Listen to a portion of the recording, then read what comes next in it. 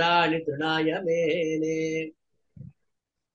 अस्मद्गुरोर्भगवतोऽस्य दयैकसिन्धोः रामानुजस्य चरणौ शरणं प्रपद्ये அழ்வார் பெருமானார் ஜிய திருவிழே சரணம் ஆச்சாரியன் திருவடிகளே சரணம் ஸ்ரீபதியான எம்பெருமானுடைய பரம அனுகிரக விசேஷத்தினாலே ஜெகதாச்சாரியரான சுவாமி எம்பெருமானாருடைய அனுகிரகம் அடியாகவும் மாற்றற்ற சும்பன் மணவாள மாமனுடைய திவ்ய கட்டாட்சம் அடியாகவும் ஸ்ரீமத் பரமஹம்ச பரிவ்ராஜகாச்சாரியராய் எழுந்துள்ளிருக்க நம்முடைய எதுகிரி எதிராஜ நாராயண ராமானந்த ஜீயர் சுவாமியினுடைய பரம அனுகிரக விசேஷத்தினாலும் திவ்ய பிரபந்த தாராய் என்கிறதான அற்புதமான இந்த வைகுந்தரே திருமாலை என்கிறதான அற்புதமான திவ்ய பிரபந்தத்தோட அர்த்த விசேஷங்களை அனுபவிக்க பிராப்தமாகிறது. நம்முடைய ஜீயர் சுவாமியினுடைய அற்புதமான விசாலமான ஒரு குணத்தினாலே எல்லோரும் இந்த திவ்ய பிரபந்தத்தினுடைய அனுபவத்தை அறிந்து கொள்ள வேண்டும் என்கிறதுனாலே ஒருவருட காலத்துக்கு இந்த அருளிச் செயலினுடைய அற்புதமான விசேஷார்த்தங்களை எல்லாம் பற்பல மகனியர்கள் இந்த கோட்டியிலே விண்ணப்பித்து வருகிறார்கள். அந்த வகையிலே இன்றைய தினத்திலே திருமாலை என்கிறதான திவ்ய பிரபந்தத்தினுடைய தொண்டரடி பொடியாழ்வார் என்கிறதான அற்புதமான திருநாமம் படைத்தவர் மற்றொன்றும் வேண்டா மனமே மதிலரங்கர் கட்டினம்மை கடலிடைக்கு உற்ற திருமாலை பாடும் தொண்டரடி பொடி எம்பெருமானை எப்பொழுதும் பேசு என்று அவருக்கே எம்பெருமான் என்று ஒரு திருநாமணி திருவரங்க பெருவாள் அரையர் என்கிற சுவாமி தொண்டடி பொடியாழ்வாரை எம்பெருமானை எப்பொழுதும் பேசு தொண்டரடி பொடி எம்பெருமான் என்று அற்புதமான விஷயத்தை அருளிச் செய்கிறார். தொண்டரடி பொடியார் ஓந்திய ஊர் தொல்புகழ் மண்டங்குடியன் தொல்புசேர் மண்டங்கி என்கிறதான பெருமை படைத்ததான என்கிறதான அற்புதமான திவிதேசம் தன்னிலே அவதரித்தருளியவர் தொண்டற்கொடியாழ்வார் என்கிறதான ஆழ்வார். இவர் அருளிச் செய்த இரண்டு பிரபந்தங்கள் திருமாலை என்றும் திருப்பள்ளி எழுச்சி என்றும் கொண்டாடப்படுகின்றன. அதிலே திவ்ய பிரபந்தத்திலே மாலை என்கிறதான அற்புதமான பிரபந்தமாக அமைந்திருக்கக்கூடியது இந்த திருமாலை. நம்முடைய சம்பிரதாயத்தில ஆழ்வார்கள் எல்லோரும் தங்கள் பாசுரங்களே மாலை என்றே பலவிதமாக காட்டுவார்கள். பெரியாழ்வார் விட்டு சித்தன் விரித்த தமிழ் மாலை, திருவரங்க தமிழ் மாலை என்றெல்லாம் இந்தமிழ் மாலை என்னெல்லாம் தன்னுடைய பிரபந்தத்தை மாலை என்று காட்டி அருள்கிறார். ஆண்டாள் பிராட்டியோ சங்க தமிழ் மாலை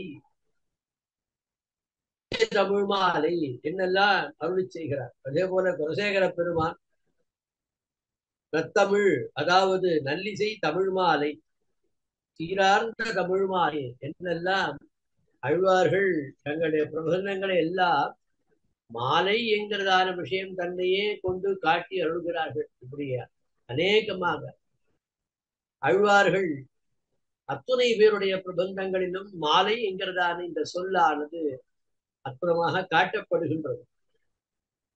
அதே போல மாறன் பணித்த தமிழ் வரைக்கு மங்கையர்கோன் ஆரங்கம் கூற அவதரித்தவர். திருமங்கை மன்னனுடைய அற்புதமான பிரபந்தங்களிலும் சங்கமுக தமிழ் மாலை, சங்கமலி தமிழ் மாலை, செம்மொழிவாய் நால்வேத வானர் தமிழ் மாலை என்னெல்லாம் மாலை என்னே அற்புதமான விஷயத்தை எடுத்து காட்டுகிறார். திருநெடுந்தாண்டக திவிசாத்திரத்திலே பன்னியனூர் தமிழ் மாலை என்று அருளி செய்கிறார். அதுபோல பொய்காழ்வாருடைய பிரபந்தத்துக்கு அற்புதமான தனியில் அருளி செய்தவரான முதலியாண்டா அருந்தமிழ் நூற்றந்தாதி என்று தமிழை சொல்லும் பொழுது இந்த சப்தத்தையும் சேர்த்து காட்டுகிறார். பூதத்தாழ்வாரும் யானே இருந்தமிழ் நன்மாலை என்று அவரும் அருளி செய்கிறார். இப்படி ஒவ்வொருவரும் பிரபன்ன ஜன கூட்டஸ்தான ஆழ்வார் தன்னுடைய அற்புதமான விஷயத்திலே ஆச்சரியமான விஷயத்தை எடுத்து காட்டுகிறார். பண்தலையில் சொன்ன தமிழ் மாலை, சொல்லிசை மாலை, ஏத்திய தமிழ் மாலை என்னெல்லாம் நிறைய படங்களிலே இப்படிப்பட்டதான விஷயங்களை மாலை என்கிற சொல்லாலே பாட்டாய தமிழ் மாலை என்று சொல் பாடலான தமிழ் மாலை திருப்பி சொல்லிட்டே போகலாம். அப்படி விஷயத்தை காட்டுகிறார்கள்.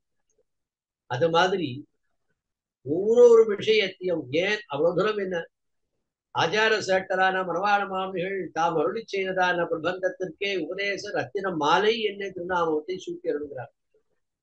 ஆரம்பிக்கும் பொழுதே இந்த உபதேச ரத்தின மாலை தன்னை முடிக்கும் பொழுதும் சொல்றார், எந்த திருவாய் மொழிப்பள்ளி இன்னொருளால் வந்த உபதேச மார்க்கத்தை சிந்தை செய்து பின்னவர்களுக்கு உபதேசமாய் பேசுகின்றேன். மன்னிய சீர் வெண்பாவில் வைத்து என்று உபதேச மார்க்கம் என்று சொன்னதே ஒரு மாலையாகி ஆக்கினார். கடைசியிலே இந்த உபதேச ரத்தின மாலை தன்னை சிந்தகனில் நாளும் சிந்திப்பார் என்று நம்முடைய சம்பிரதாயத்திலே மாலை என்கிறதான புஷ்ப கைங்கரியத்துக்கு அற்புதமான வைபவம் உண்டு. எம்பெருமான் உகந்த கைங்கரியங்களிலே அவன் திருவுள்ள முகக்கும்படியான பலவத்தை திருமாலை கைங்கரியம் என்கிறதான கைங்கரியம் அற்புதமான விசேஷம் படைத்தது. பிராட்டியினுடைய திரு அவதாரமே அந்த புஷ்ப கைங்கரியத்துக்கென்று ஏற்பட்டது என்பதனாலே தானே பிராட்டி தன்னுடைய திருக்கைகளிலேயும் அழகான புஷ்பங்களை கையிலே ஏந்தி அனவரதம் எம்பெருமானுக்கு அந்த கைங்கரியத்தை செய்வதற்காகவே தன்னுடைய திருக்கைகளிலே அற்புதமான புஷ்பங்களை ஏந்தி கொண்டிருக்கிறாள் பிராட்டி. ஆக மாலை என்கிறதான விஷயம், அந்த மாலையிலே வசப்பட்டவன் திருமால், மாலைக்கு வசப்பட்டவன் திருமால் என்று இருப்பதினாலே அந்த மாலையே ஒரு பிரபந்தமாக கொண்டு அந்த எம்பெருமானை அனுபவிக்க வேண்டும் என்றதான உயர்ந்தான விஷயத்தினாலே அந்த மாலை என்கிறதான சொல்லிக் கொண்டே அமைந்ததான அற்புதமாக இருக்கக்கூடியது இந்த தொண்டடிப்பொடியாழ்வார் அருளி செய்ததான அற்புதமான இந்த திருமாலை என்கிறதான பிரபந்தம். திருமாலை அறியார் திருமாலை அறியார் என்று திருமால் அன்பு உடையவன்பால் என்ன என்பான் திருநாம் மாலே நிகண்டு 4 அர்த்தங்கள் சொல்லப்படும். திருமால் என்கிற சொல்லுக்கு வியாமோகம், பேரன்பு உடையவன் என்று அர்த்தம். நம்பொல்வாரிடத்திலே அவன் பேரன்பு உடையவனாக இருப்பதினாலே அவன் மால் எனப்படுகிறான். பிராட்டியிடத்திலையும் இப்படிப்பட்ட பேரன்பு உடையவனாக இருந்ததினாலே திருவை உடையவனாக இருப்பதினாலே அவன் திருவால் எனப்படுகிறான் என்று அருளி செய்கிறார்கள். அப்படி பார்க்கும்போது ஆழ்வார் அருளி செய்ததான் இந்த பிரபந்தற்கு திருமாலை என்னதான அற்புதமான திருநாமம் காட்டப்படுகிறது. திருமாலை பாடும் சீர் தொண்டரடி கொடி எம்பெருமானை எப்பொழுதும் பேசு இது எப்பொழுதும் திருமாலை பாடுகின்றதான அற்புதமான விஷயத்தையே செய்து கொண்டு இருக்கக்கூடியவர் தொண்டடி பொடியார் என்கிறதான அற்புதமான இந்த ஆழ்வாருடைய வைபவமானது இருக்கிறது. இதிலே இன்றைய தினருடைய பாசுரமாக அமைந்திருக்கக்கூடிய அடியேனுக்கு நியமிக்கப்பட்டிருக்கக்கூடிய அற்புதமான பாசுரம் 25வது பாசுரம் தொடங்கி 34வது பாசுரம் ஈராக இருக்கக்கூடியதான 10 பாசுரங்களை இவ்விடத்திலே இன்றைய தினத்திலே நாம் அனுபவிக்க வேண்டியதான விஷயமாக அமைந்திருக்கக்கூடிய அற்புதமான இந்த 10 பாசுரங்களுக்கும் ஒரு சங்கத்தி பெரிய நான் அருள் செய்ததான பிரபந்தத்துடைய வியாக்கியானத்திலேயே தத்துக்கும் சேர்த்து ஒரு பெருமை இருக்கிறது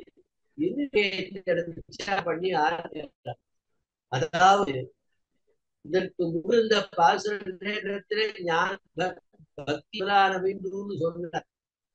ஆனா இந்த அருளி செய்யப்படார் எடுத்துக்கிறார். இந்த இடத்தை யாரும் சொன்னார் என்ன அப்படின்னு கேட்டார்.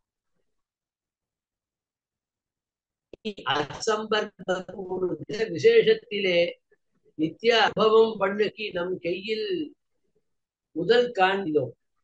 நாம் விஷயத்தை இழந்தே போம் இத்தனை ஆகாதே சோகிய ஆழ்வார் ஏற்பட்டுவிட்டது. அந்த சோகத்துக்கு பெருமாள் இடத்தை பேசலாம்.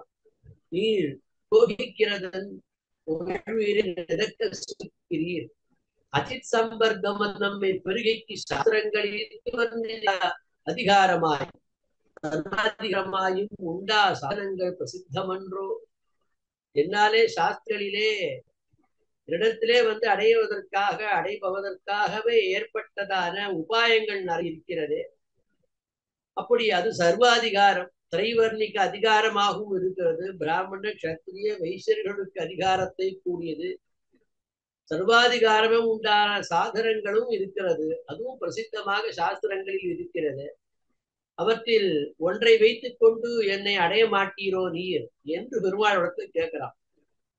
உடனே அதற்கு சொல்றார், தேவரை சொல்லக்கூடிய எந்த சாதனத்திலேயும் அடியேனுக்கு யோக்கியதை என்பது துளியும் இல்லை என்று மேலே வரக்கூடிய இந்த 10 பாசுரங்களாலே தம்முடைய உபாய சூன்யதையை அருளி செய்கிறார் என்று அருளி செய்கிறார். உபாய சூன்யதை அப்படின்னு கேட்டா என்ன அர்த்தம்?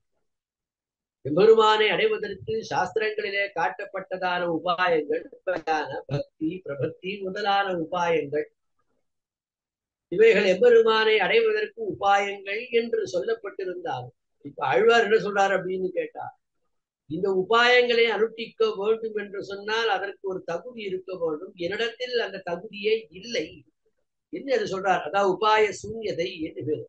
ஆனால் பின்னை கீழ் இவருக்கு பிறந்ததாக சொன்ன ஞாபகத்தில் என்ன ஆயிற்று? கீழே முன்னாடி தன்னிடத்துல ஞான பக்திகள்லாம் இருக்குன்னு சொன்னாரு. இப்ப ஞான என்னிடத்துல பரஸ்பரம் விருத்தமாக இருக்கிறது என்கிறத கேட்கிறார். பகவத் பிரசாதத்திலே பிறந்த போகோபகரணமான ஞான பக்தி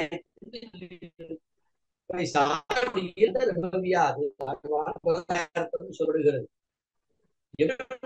அனுகிரகத்தாலே போக உபகரணமான ஞான பக்திகள் இங்கு சொல்லப்படுகிறது. அதனால அது சாதனமாக ஆகாது. அவ்வளவம் கதாச்சித்தமன்றிக்கே நித்தியமாக சதனத்தில் என்கிறார் எம்பெருமான். அந்த அனுபவத்தை செய்கிறது என்னிடத்தை பண்ணப்பட்ட பொருள் என்னிடத்தில் என்ன இருக்குன்னு கேட்டார்.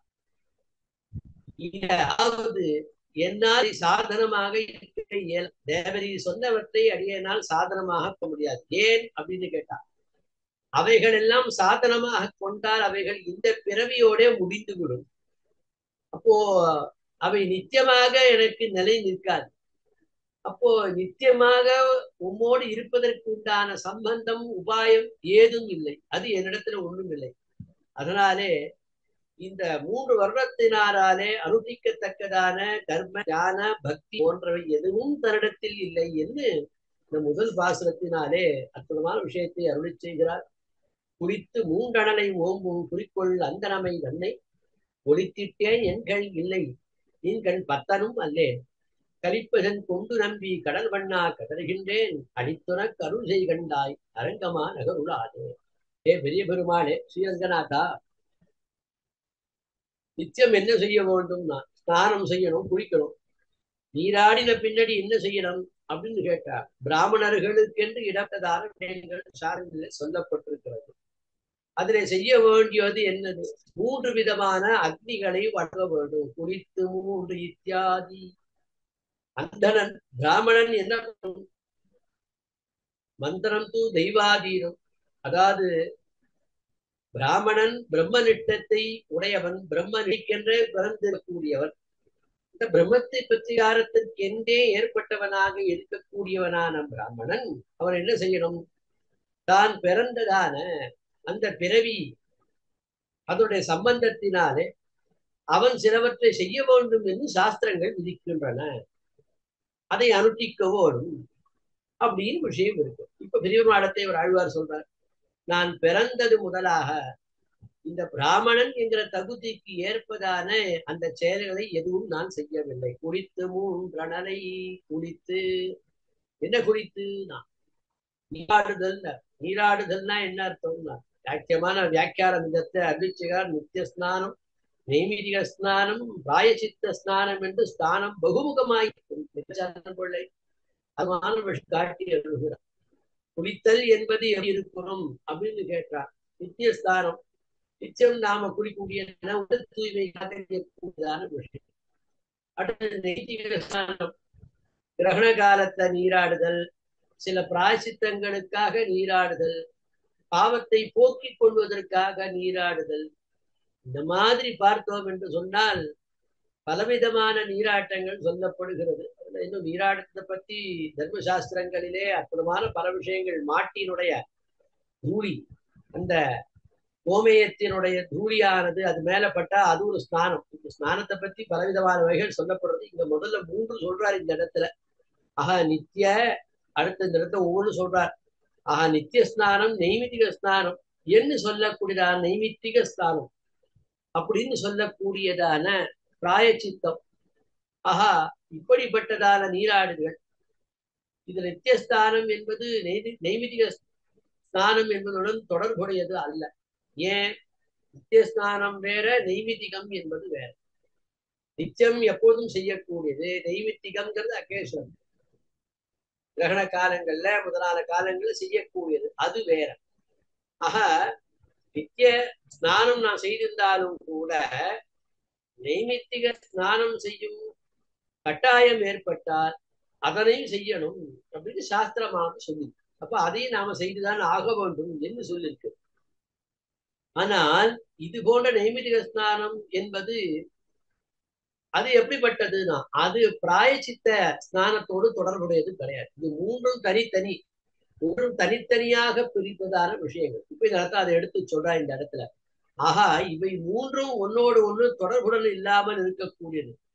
ஆனால் சாஸ்திரங்களிலே காட்டப்படுகின்றதான கர்மாக்களை செய்ய தகுதி வேண்டும் என்று சொன்னால் நித்திய கர்மாக்களை செய்தாதான் முதல்ல அதுக்கு தகுதி. இந்த நித்திய கர்மாக்களை செய்யவில்லை என்று சொன்னால் அதற்கு ஒரு தகுதியை ஏற்படவே முடியாது. அப்ப நித்திய கர்மாக்களை செய்வதற்கு ஒரு தகுதியை உண்டாக்கக்கூடியது இந்த ஸ்நானம் என்கிறதான விஷயம். அதை இந்த இடத்தை எடுத்து சொல்றார். அப்போ தகுதியை உண்டாக்கக்கூடியதான நித்திய கர்மாக்களை அடியன் செய்வதற்கே அரிதாக இருக்கிறது என்கிறார் ஆழ்வார். குடித்து 3 சொன்னார். அனலை 3 அனலை, அக்னின்னு சொல்லணும். 3 அக்னி சொல்ல 3 அனல்னு சொன்னார். ஏன் அப்படின்னு கேட்டா, அனல்னு சொன்னா என்ன அர்த்தம்னா, அக்னி என்னாதே அனல் என்றது ஆராதியார் என்றால் அபர்யாப்தியே சுபாவமாய் இருக்கும் விஷயம் என்று தோற்றுகைக்காக ஆச்சரியமான விஷயம் சொல்றோம்.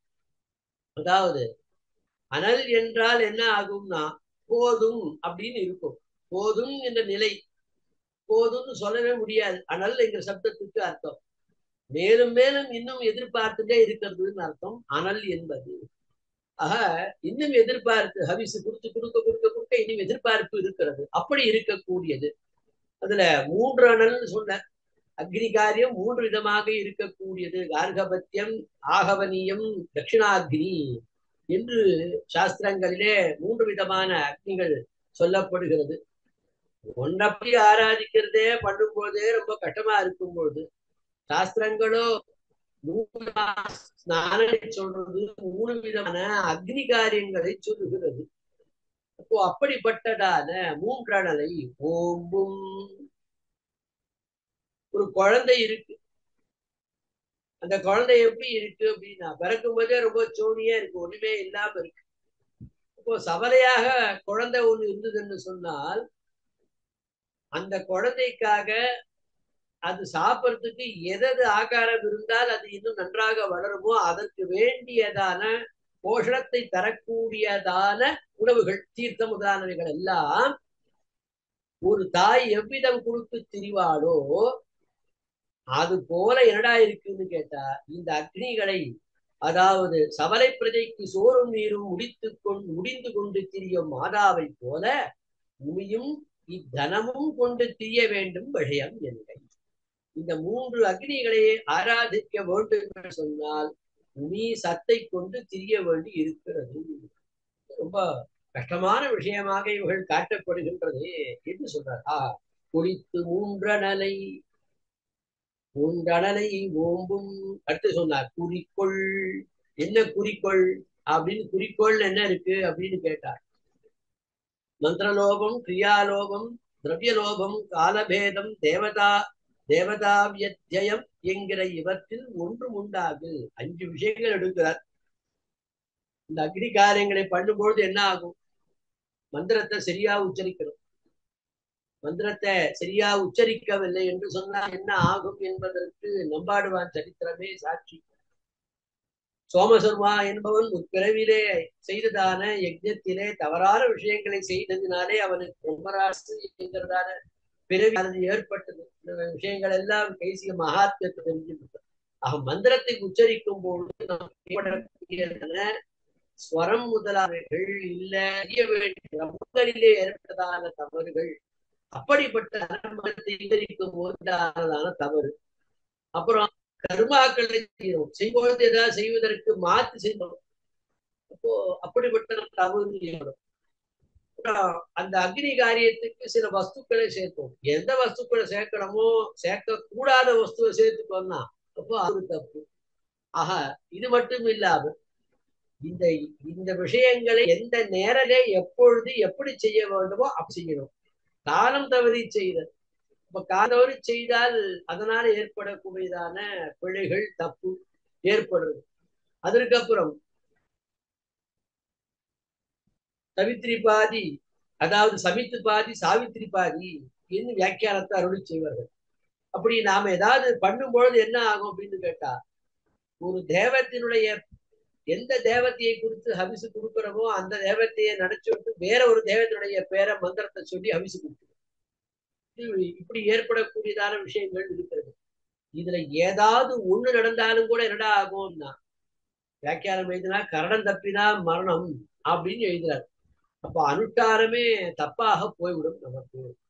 ஆக அப்ப இதெல்லாம் போக்குவதற்கு, தவறு அனைத்தையும் போக்க வல்லதுக்கு என்னடா இருக்கு அப்படின்னு பண்ணா, ஒன்னே பண்ணலாம். என்ன பண்ணலாம் அப்படின்னு கேட்டா, அஞ்சலி அஞ்சலையதீதி அஞ்சலி என்று எம்பெருமானை நீர்பட்டமாக உருக்க வல்லதாரு ஒரு கையை கூப்பிடலாமே. அப்படி பண்ணிட்டா என்ன ஆகும்னு கேட்டா, இந்த பாப்பத்துக்கு இதுல நாம இந்த ஹோமாதி காரியங்களே இப்படி பாவங்களை பண்ணினோம் சொன்னால் அதுக்கு ஒரு பிராயசித்தமாக கடைசியா என்ன இருக்கும், அஞ்சலி செய்து விடலாமே. அப்படி செய்து விட்டால் என்ன ஆகும், எம்பெருமானை பொறுக்க வைத்து எம்பெருமான மக்களும் மாறும். அப்படி செய்யலாம். அப்படிப்பட்டதான அந்த நமை இப்படி ஒரு அஞ்சலி மாதிரி இருக்கிறது எது அப்படின்னு கேட்டால் இந்த பிராமண தன்மை என்கிறதான விஷயம். ஏன் அப்படி சொல்றார் அப்படின்னா என்ன அர்த்தம், அதை என்ன பண்ணினேன், அந்தடமை ஒழித்திட்டேன். அப்படின்னா என்ன அர்த்தம்னா, இந்த தன்மை என்னிடத்தை இல்லாம போகும்படி மட்டும் நான் செய்யலை. இப்ப நான் என்ன அப்படின்னு கேட்டா, எனக்கு இதெல்லாம் வந்திருக்கு அப்படின்னு சொன்னால் என்னோட போனாலும் பரவாயில்ல, என்னோட மட்டும் போகல. இப்ப என்ன பண்ணிவிட்டேன் அப்படின்னு இடத்துல கேள்வி கேட்கிறார். அதுக்கு பதில் சொல்றார், விசிஷ்டராய் இருப்பாரை கண்டால் இன்னான் அதிகரித்த வர்ணத்திலே சிலரன்றோ என்று கொண்டு அவர்களுக்கும் அவத்தியமாம்படி திரிந்தேன். இதே நான் கர்மயோகத்தில் நின்ற நிலை. அடுத்த விஷயம் சொன்னார், என்னால என்ன ஆச்சு அப்படின்னு கேட்டா, நான் பண்ணக்கூடியதான இந்த லோபங்களினாலே, மந்திர லோபத்தினாலே, கிரியா லோபத்தினாலே, இதனால வந்ததுனால என்ன ஆகுது அப்படின்னு கேட்டால், இவன் யார் தெரியுமா, ஊரார் எப்படி என்ன சொல்றாள் அப்படின்னு கேட்டா, பல பேர் உண்மையான பிரம்மனிஷ்டர்களா இருப்பார். என்னால அவளுக்கும் கெட்ட பேர் வந்துடுச்சு. எப்படி வந்துடுச்சு, இவன் தான் அந்த கெட்ட காரியத்தை பண்ணவன், அவன் எல்லாருமே அப்படிதான்ப்பா அப்படின்னு சொல்லும்படியாக மற்றவர்களையும் கேவலமாக இந்த லோகம் பேசும்படியாக நான் செய்துவிட்டு திரிந்தேன்.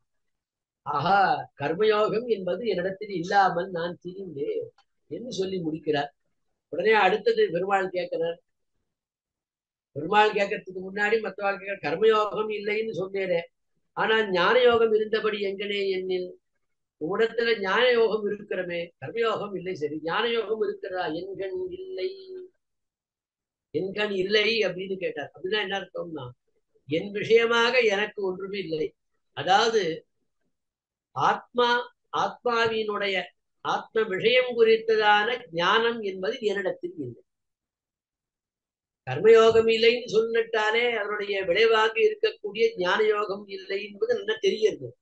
ஆனாலும் அப்படி இருந்தாலும் கூட இந்த இடத்துல வியாக்கியானம் பண்றார், ஏத தனியா சொல்லணும் என்று பெரியவாச்சான் பிள்ளை இந்த இடத்துல விசாரம் பண்ணி அழுகிறார். அதாவது இந்த பிறவியில இப்பொழுது இருக்கக்கூடியதான இந்த பிறவியில கர்ம அனுஷ்டானம் இல்லைன்னு சொன்னாலும் கூட கடந்த பிறவியில முற்பிறவிலே கர்மயோகம் உண்டாகி அந்த நேரத்திலே இவனுக்கு சரீரம் போகுகின்றதான மரணமானது ஏற்பட்டு உண்டாயிருக்கலாம்.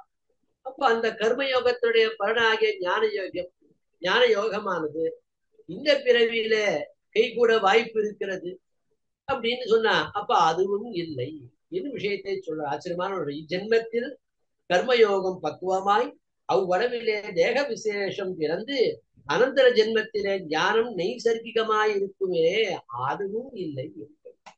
அதிகரிடத்திலே அதுவும் இல்லை. ஒருவேளை போன பிறவிலே கர்மயோகம் செய்து அவருடைய முடிவிலே மரணம் ஏற்பட்டு அதனுடைய தொடர்ச்சியாக இப்போது ஞான யுகம் ஏற்படுவதற்கு வழி உண்டான்னு கேட்டா அதுவும் என்னிடத்தில் இல்லை ஒண்ணு சொல்றார். இப்போ பக்தி யோகம் இருக்கிறதா அப்படின்னு இடத்த கேட்டார். நின்களும் பக்தனல்லேன், நின்களும் பக்தனல்லேன் அப்படின்னா என்ன அர்த்தம்?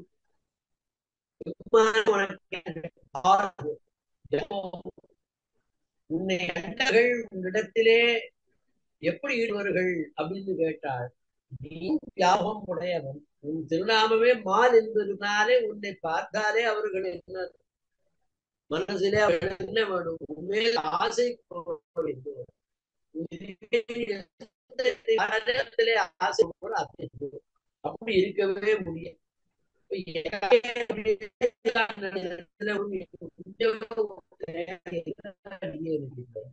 எப்படி கர்மயோக ஞான யோகம் என்ற ரெண்டும் என்றும் பொழுது இவற்றால் ஆகக்கூடிய பக்தோகம் இல்லைன்னு தனியா சொல்லணுமா என்று கேட்டான். அதுக்கு அற்புதமான விஷயம் சொல்றார். ஸ்ரீகளிலே அற்புதமான விஷயம் காட்டப்படுகிறது என்று ஸ்ருதி வச்சனங்கள் எடுத்து காட்டுறார். ஜென்மாந்திர சகசிரேஷு தபோஜான சமாதிபி நராணாம் க்ஷீண பாபானாம் கிருஷ்ண பக்தி பிரஜாயத்தே.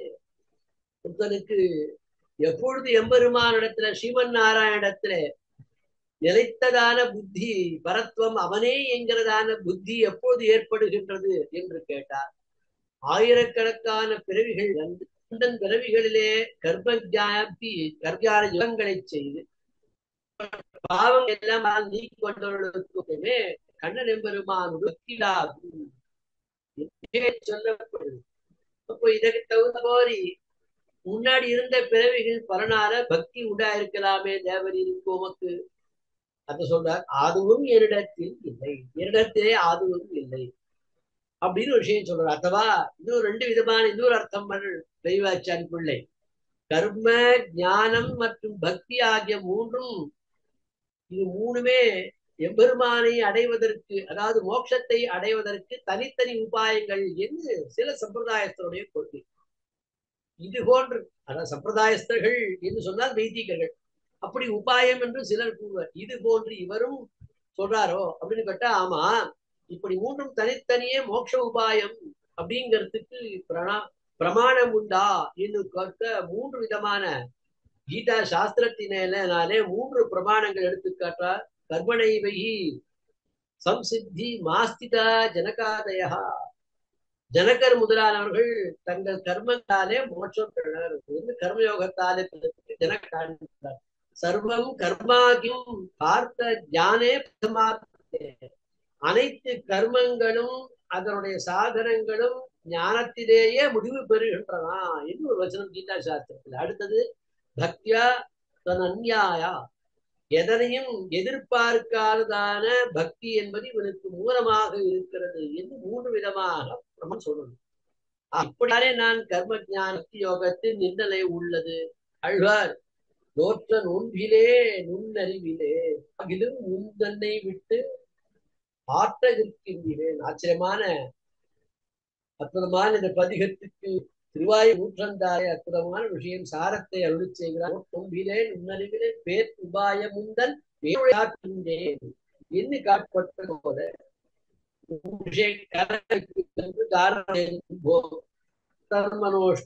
தர்மனிஷ்டோஸ்மி நஜாத்மவேதி பக்திமான் ஆளவந்தார் பரமாச்சாரன் ஆளவந்தார் அருளிச்சார ஸ்தோத்திர ரத்னம் தர்மமாத்தை அறியகில்லேன் என்றதானே தன்னிடத்திலே கைமுதல் ஏதும் இல்லை. அவனுடைய அருளை பெறுவதற்கு என்னிடத்தில் கைமுதல் ஏதும் இல்லை அப்படின்னு சொன்னது விஷயம் சொல்லி இருக்கிறது. என்று இத்தனையும் சொல்லி முடிக்கிறார். ஆஹா, அடியாரிடத்துல கர்ம யோகமோ ஞான யோகமோ பக்தி யோகமோ ஏற்கனவே உண்டான பிறவிகள்ல சமைத்ததோ இப்போ தொடர்ச்சியாக ஏற்பட்டதோ அடியாரிடத்தில் எதுவும் இல்லை சொல்லி முடிச்சுட்டார். உடனே இதை கேட்டது பெரிய பெருமாள். உடனே அழ்வாரிடத்துல கேட்கிறார். அழீர் என்ன சொல்றாரு பாருங்க.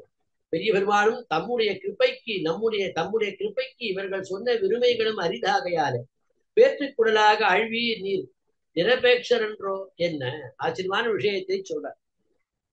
உலகத்திலே பார்த்தால் தங்களிடம் ஏதும் இல்லை என்று சொல்பவா உலகத்தை யாரா இருப்பாளா? எல்லாருமே உலகத்துல ஏதாவது ஒரு காரியத்தை எம்பெருமான விஷயத்திலே பண்ணால் அதை உபாயமாக கொண்டு ஒரு தேவத்தைய பிரதர்ஷனம் பண்ணா கூட அதையும் உபாயமாக கொள்வதுதானே உலகத்திலே வழக்கமாக இருக்கிறது. அப்போ அப்படிதான் உலகத்தை இருக்கிறதுன்னு சொன்னும் பொழுது உம்மிடத்துல எதுவும் இல்லை என்று கூறுபவர்கள் உலகத்தை ரொம்ப கம்மியா தான் இருக்கா. ஆனா தேவரீருக்கு இந்த ஞானம் ஏற்பட்டு இருக்கிறது. அதுக்கு காரணம் என்னுடைய கிருபா விசேஷம். அதனால அடியேனுடைய நிர்கேதுகமான கிருப்பை இருக்கும்போது தேவரீர் பேரு பெறுவதிலே எந்த விதமான குறவும் தேவருக்கு ஏற்பட போவது இல்லை அப்படின்னு சொல்றார். உடனே அப்படி பெரிய பெருமாள் சொன்ன இதுக்கு அழ்வார் சொல்றார், கழிப்பதன் கொண்டு. உடனே அழ்வார் கேட்கிறார் பெரிய புராணத்துல, எந்த ஒன்றை கொண்டு நானும் பேத்தை பெற்று விடுவேன் என்று எண்ணுவது? என்னிடத்தில் கர்மயோகம் போன்ற நிலைகள் ஏதும் இல்லையே. கர்மயோகம் இல்லையே இல்ல, ஏதும் இல்லை என்று சுய அனுதாபம் கூட அடையத்தில் உமக்கு அனுதாபம் இல்லையா? ஆச்சரியமான விஷயத்தை கீழ்நின்றையில் எனக்கு அனுதாபம் உண்டாயோ, அதடியாக மாசுட்டகா என்று உண்டாயோ, எது ஆலம்பனமாக கழிப்பது விட்டால் ஆக்கிஞ்சனன் என்றபடி ஆச்சரியமான விஷயத்தை எடுத்து சொல்றார். ஆக கர்மயோகம் போன்ற நிலைகள் ஏதும் இல்லையே, அது கூட இல்லையே என்ற அனுதாபம் கூட அடியே இடத்தில் இல்லை. ஆனால் அந்த நெறிவு இடத்தில் இல்லை. அதனாலே எனக்கு அனுதாபம் அடியனிடத்துல ஏற்படவில்லை. உம்மிடம் ஏதும் இல்லைன்னு சொன்னா நான் என்ன பண்றது? உங்க கைவிட வேண்டியதானே, ஏதாவது இருக்கணுமே என்றார். உடனே ஆழ்வார் சொல்றார், என்னிடம் ஏதும் இல்லைன்னு சொன்னேனே தவிர உன்னிடத்தில் ஏதில்லைன்னு சொன்னேனா? அப்படி நான் சொல்லலை. நான் உபாயம் இல்லாதவன் தான். நீ எப்பட்டவன்? ஆச்சரியமான வியாக்கியானம் தேவரீர் சீலாதி பரிபூர்ணரல்லீரோ. பெருமானே, என்னிடத்திலே நான் இடத்தில் எதுவும் இல்லைன்னு சொன்னே தவிர உன்னிடத்தில் எதுவும் இல்லைன்னு சொன்னா நீ குறையொன்றும் இல்லாதவன் அல்லவா என்ன இந்த இடத்துல சொல்றா. ஆக அவனை பற்றி கூறுதுனாலே இது போன்றே என்ன நானுன்னா பூர்ணமான தன்மையோடு நீ இருக்கிறாயே என்று சொல்லி முடிக்கிறார். நம்பி கடல் வண்ணா ஆச்சரியமான எம்பெருமானுடைய. உடனே கேட்கிறார் அழ்வார் கேட்கிறார், என்னுடைய பேத்துக்கு சீலம் முதலான அனைத்து குணங்களும் உடத்தில் பூர்ணமாக இருக்க வேண்டுமோனா? வேண்டாம். ஏன் அப்படின்னு கேட்டா, தேவரியனுடைய திருமேனி சௌந்தரியம் ஒன்றே அடியே எனக்கு போதும்.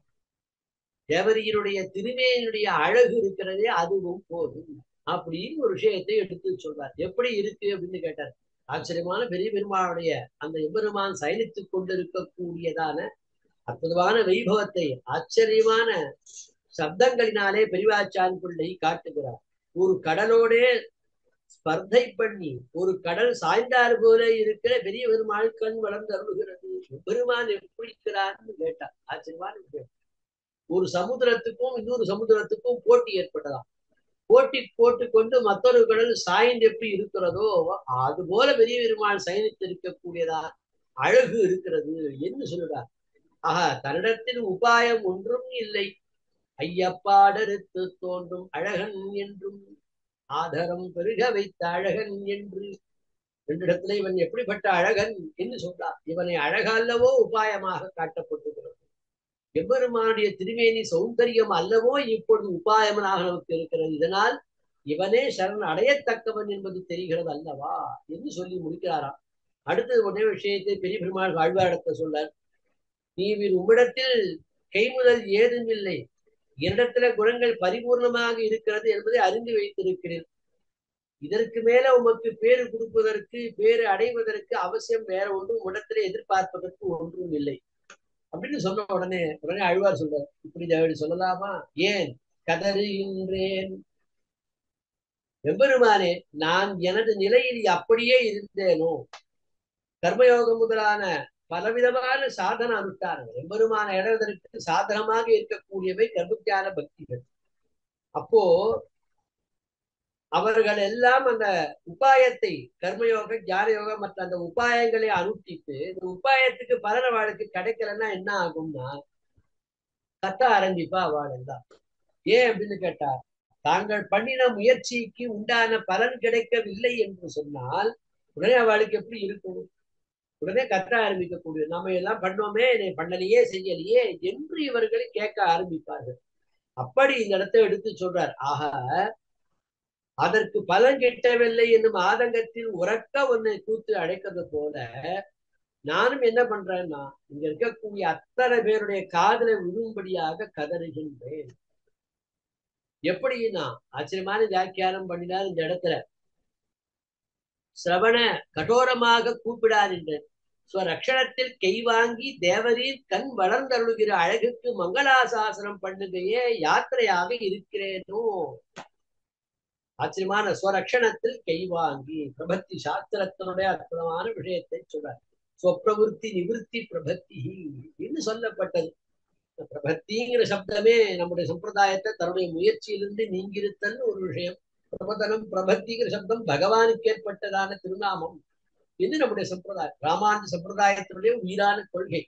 இப்ப இந்த இடத்துல அவர் சொல்றார், நான் என்ன பண்ணுகிறேன் என்று சொன்னார், என்னை நானே காப்பாற்றிக் கொள்ள முயலும் என்கிறதால சுரக்ஷணத்தில் கை வாங்கி தேவரீர் கண் வளர்ந்து அழகுக்கு மங்களாசாசனம் பண்ணுகவையே யாத்திரையாக இருக்கிறேன். அப்போ தேவரீருக்கு பல்லாண்டு பாடுவது என்கிறதான விஷயம்தான் இடத்தில் இருக்கிறது.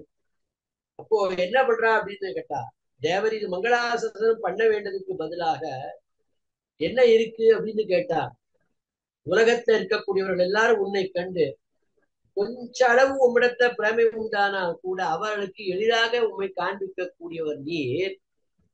ஒரு அடியவனாக நான் இத்தனை கதரும் போது முகம் காண்பிக்காமல் உள்ளானே என்று இகழ்ந்து பேசும்படியான தாழ்ச்சியை உண்டாக்கி விட்டேன். ஆச்சரியமான விஷயம் சொல்ற. ஆச்சாரேசம் உடையாருக்கும்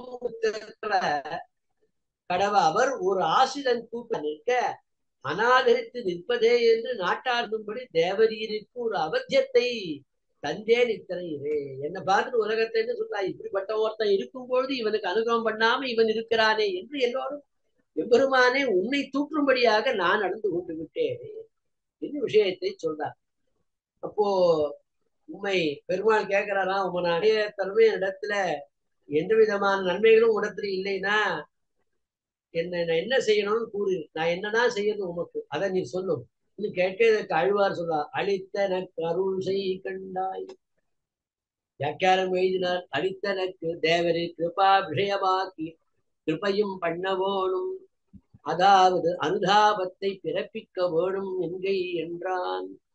நமக்கு இங்கனே அடியே தொடங்கி செய்ய வேண்டுகிற நிர்பந்தந்தான் என்னில். ஆச்சரியமான நூறு விஷயம் சொல்றா இந்த இடத்துல. காரணமே இல்லாமல் கருணையை பொழியும் நீ உன்னுடைய கருணைக்கு என்னை இலக்காக மாற்ற வேண்டும், தேவரின் கருணைக்கு என்னை இலக்காக மாற்ற வேண்டும். அப்படி பண்ணா என்ன ஆகும் அப்படின்னு கேட்டால், என் மீது கருணையை பொழிய வேண்டும், அடியேனுக்கு அனுதாபத்தை பிறப்பிக்க வேண்டும், அருள வேண்டும். இப்படி பெருமாள் சொல்றார், நான் ஏன் உனக்கு அப்படி செய்யணும்? பெருமாள் அழுவாடத்தை கேட்கறது இதெல்லாம் உனக்கு அனுதாபத்தை பிறப்பிச்சு இப்பதான் செய்யணும் அப்படின்னு இடத்த கேட்கிறார். அதுக்கு மட்டும் இல்ல, உனக்கு இதெல்லாம் நான் செய்யணும் என்பதற்கு எனக்கு கட்டாயம் தான் இருக்கிறது, அதாவது அனுதாபத்தை பிறப்பிக்க வேண்டும் என்கை என்றான். நமக்கு இங்கனே அடியே தொடங்கி செய்ய வேண்டும், அப்படி ஒண்ணும் அடியனுக்கு நிர்பந்தம் ஒன்றும் இல்லையா, தேவரை கேட்ட மாதிரி இதெல்லாம் செய்யணும் என்பதற்கு எனக்கு ஏதாவது இருக்கிறதா என்ன இந்த இடத்துல கேட்கிறா. எனக்கு கட்டாயம் ஒன்றும் கிடையாது என்று சொல்ல அதற்கு ஆழ்வார் சொல்ற,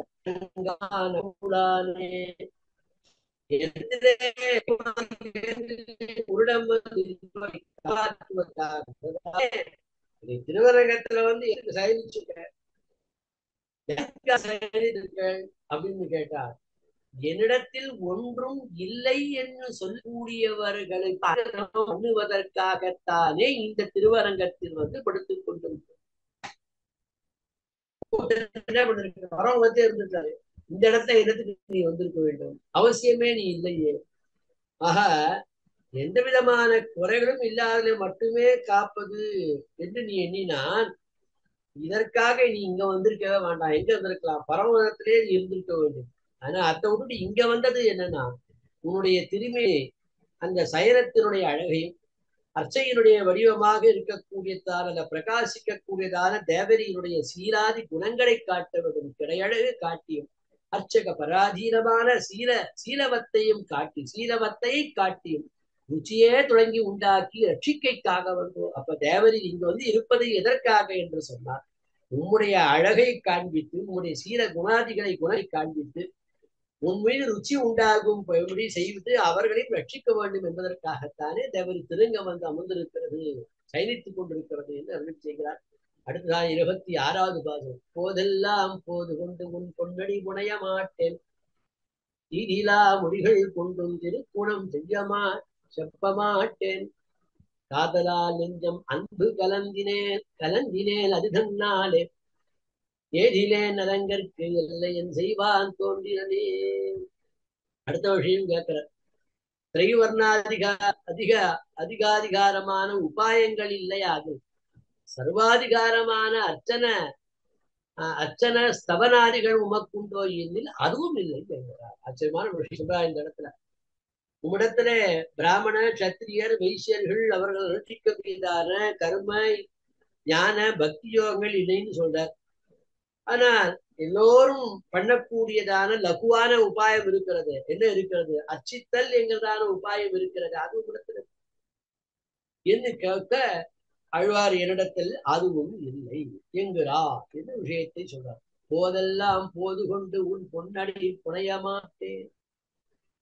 அனைவரும் தேவதியுடைய உன்னுடைய அழகான அந்த திருவடித்தாக அந்த அழகான என்ன போதெல்லாம் புது கொண்டு திருமாலை என்கிறதான பிரபந்தத்திலே புஷ்பத்துடைய பிரஸ்தாவம் வரக்கூடிய பாசனங்கள் இல்லை. எம்பெருமான் மாலாக்காரர் குகம் தேடி சென்றானிலே நம்முடைய ஆச்சாரம். அப்படி மாலாக்காரனை தேடி சென்றது. அப்ப அவனுக்கு விருப்பமாக கூடியது அவன் திருவடி இருக்கக்கூடிய போதெல்லாம் போது உன் பொன்னடி புனைய மாட்டேன். அப்போ அழகானதான புஷ்பங்களை எடுத்துட்டு உன்னுடைய திருவடித்தாவளை அலங்கரிப்பது அதுதானே செய்யத்தகுந்த செயல். ஆனால் நான் அதை செய்யவில்லை. ஏன்னா எனக்கு அதில் ஸ்ரத்தையும் இல்லை. திருவடிகளே புஷ்பம் சமர்ப்பிக்கும் என்று ஸ்ரத்த அடியே விஷயம் சொன்ன ஸ்ரத்தா சக்திகள் இரண்டும் உண்டு. ஸ்ரத்தையும் சக்தியும் இல்லை. இருக்கு. எதுல இருக்குதா? உண்மை தவிர்த்த விஷயங்களிலே அடியனுக்கு ஸ்ரத்தை இருக்கிறது அப்படின்னு சொல்றாரு. சக்தியும் இருக்கிறது. எப்படி அப்படின்னு விஷயத்துக்கு யௌதத் பூஜா கரவு எது அவனை, அதாவது எம்பெருமானை பற்றி சொல்லும் போது விஷ்ணு தர்ம புராணத்துடைய வசனம் எடுத்து இங்க இடத்த உதாகரிக்கிறார் பெரியவாச்சாரிய. யாருடைய கைகள் உண்மையான கைகள் என்று விசாரம் பண்றது. எது எம்பெருமானிய திருவடி தாமரைகளை பூஜிக்கிறதோ அதுதான் உயர்ந்ததான திருக்கைகள் என்று விஷயம் சொல்றோம். அப்போ உமது திருவடிகளை மட்டுமே திருவாராதனம் செய்ய உள்ள கைகளை கொண்டு இந்த இம்மை மறுமை தீமைகளை உண்டாக்க விஷயங்களை ஆராதனை செய்தபடி இருந்தேன். தேவரியனுக்கு பண்ணுவதற்கு பதிலாக வேற எத்தையோ பண்ணுறது இந்த 2 பேரானு. சரி, இது ஏதோ ஒரு காலத்துல இருந்தது இப்ப இருக்கா அப்படின்னு கேட்டா எந்த காலத்திலும் இது போன்று செய்யாதவன் ஆகிறேன். உம்முடைய திருவடி தாமரைகளுக்கு புஷ்பத்தை போட்டு செய்யறதுங்கிறது எப்பவுமே இடத்தில் இல்லை. ஏதோ ஒரு காலத்தில் நான் உம்மிடத்தை திருவாராதனம் பண்ணினாலும் அதனையே சாக்காக வைத்து தேவர் என்ன பண்ண இருக்கலாம் அப்படின்னு கேட்டா ஒரு காலத்தில் சக்தனாகில் அதுதானே பேற்றுக்கு போரும்படியாயிரே தேவரின் பிரபாவம் இருப்பது. சக்ருது சரித்தம் ஏன என்றும் சக்ருது சமிருதோபி கோவிந்தஹா என்றும் சக்ருதேவ பிரபன்னாய என்றும் சொல்ல கிடவதீரே. ஆனால் எனக்கு பேரு செய்வது அல்லவோ எம்பெருமானே உமக்கு சொரூபமாக சுபாவமாக தன்மையாக இருக்கிறது. எங்க சொல்றது? விஷ்ணு தர்ம புராணம் எடுத்து காட்டுறார். சக்ருது சரித்தம் ஏனா, யாரோ ஒருத்தர் ஒருமுறை ஹரி ஒரு தடவை ஹரின்னு சொல்லிட்டானா ஹரிஹரதி பாப்பானி துக்க சிந்தையந்தி என்று சொல்லக்கூடிய பிரகலாத வச்சனம். அத மாதிரி ஹரின்னு ஒரு தடவை சொல்லப்பட்டது என்று சொன்னான். சக்ருது சமிருதோபி கோவிந்தா. கோவிந்தன் என்று ஒருமுறை மனதாலே எண்ணப்பட்டிருந்தாலும் அடுத்தது ஸ்ரீராமாயண வச்சனம் சக்ருதேவ பிரபன்னாயா எம்பெருமானே சரம ஸ்லோகம் ஒருமுறை என்னை சரணம் என்று சொல்லி இருந்தாலும் அப்படின்னு விஷயத்தை சொல்றார். இப்படி எம்பெருமான் அவன் செய்திருக்கக்கூடியதான இந்த 3 வேங்களிலேயும் ஆஹா தேவரி சொல்லக்கூடியதான 3 இந்த வச்சனங்கள் இருக்கிறதே, இது ஒன்றே அடியேனுக்கு போதும், இதுவே சொல்றது எனக்கு பேறு செய்வது அல்லதோ உமக்கு தன்மை என்ன விஷயத்தை காட்டுகின்றதாக இது இருக்கிறது. பெரிய பெருமாள் அழுவாளத்தை சொன்னார். இந்த உடல் எடுத்தது எதுக்கு? அடியனுக்கு கைங்கரியம் செய்வதற்குத்தானே உமக்கு இந்த சரீரத்தை கொடுத்திருக்கேன். அப்ப செய்ய வேண்டியதான அச்சை முதலானவற்றை எல்லாம் நீ செய்யாமல் உலக விஷயங்களுக்கு செய்து சரி போனா போட்டோம். உங்களுடைய வாக்குல குற்றம் இல்லாமல் இருக்கும் இல்லையா? உங்களுடைய வாக்கு உங்களுடைய கைகள் தான் குற்றம்னு சொல்லிட்டு உங்களுடைய வாக்குக்கு குற்றம் இருக்கா என்றான். உடனே அதுக்கு ஆழ்வாரை பத்தி சொல்றார். தீயிலா மொழிகள் கொண்டும் திருக்குணம் செப்பமாட்டேன். என்னுடைய சொற்கள் குற்றம் எதுவும் இல்லை என்றாலும் கூட எம்பெருமானே உன்னுடைய திருக்கல்யாண குணங்களை பேசுவதற்கு திறன் இல்லாதவனாகவே இருக்கிறேன். அப்படின்னு கேட்டா உலகத்துல இருக்கக்கூடிய தாழ்மையான விஷயங்களை பேச தொடங்கினால் எனக்கு என்ன இருக்கு அப்படின்னு கேட்டா வாக்கு நீண்டு போடுது. நல்லா பேசணும். லோக்கத்துல இருக்கக்கூடிய விஷயங்களுக்கெல்லாம் என் வாக்கானது வாயானது நல்லா பேசணும். ஆனால் ஜிஹ்வாயா ஹரிம் ஸ்தௌத்தி, எது ஸ்ரீஹரியை எம்பெருமானை துதிக்கிறதோ அதுவே நாக்கு. நடந்தானே ஏற்றாத நாவென்ன நாவே நாராயணா என்ன நாவென்ன நாவே இளங்கோவடிகள் சிலப்பதிகாரத்தினுடைய ஆய்ச்சியர் குரவிலை காட்டுகிறார். ஆஹா நாக்கு எதற்கு கொடுத்தது? நான் வாயிலுண்டே நமோ நாராயணன் இத்தனை என்றார். அழ்வார்கள் சொன்னதுதான். நாக்கு கொடுத்ததே நாராயணன் வச்சனத்தை சொல்வதற்காகத்தான், ஹரியர் திருநாமத்தை சொல்வதற்குத்தான், உன்னை புகழ்வதற்குத்தான் இந்த நாக்கு. ஆனா உன் விஷயத்தில் அது செய்வதற்கு மறுக்கிறது அப்படின்னு பெருமாளத்தை சொல்றார். உடனே பெருமாள் சொல்றார், உங்களுடைய சரீரத்திலும் வாக்கும் உலக விஷயங்கள் பின்னே போனா போட்டோம். சரி அப்படின்னா போனா போட்டோம். ஆனால் தேவரீருடைய ஆச்சரியமான பிள்ளை காட்டுறார். பேச்சு குச்சமாட்டார்.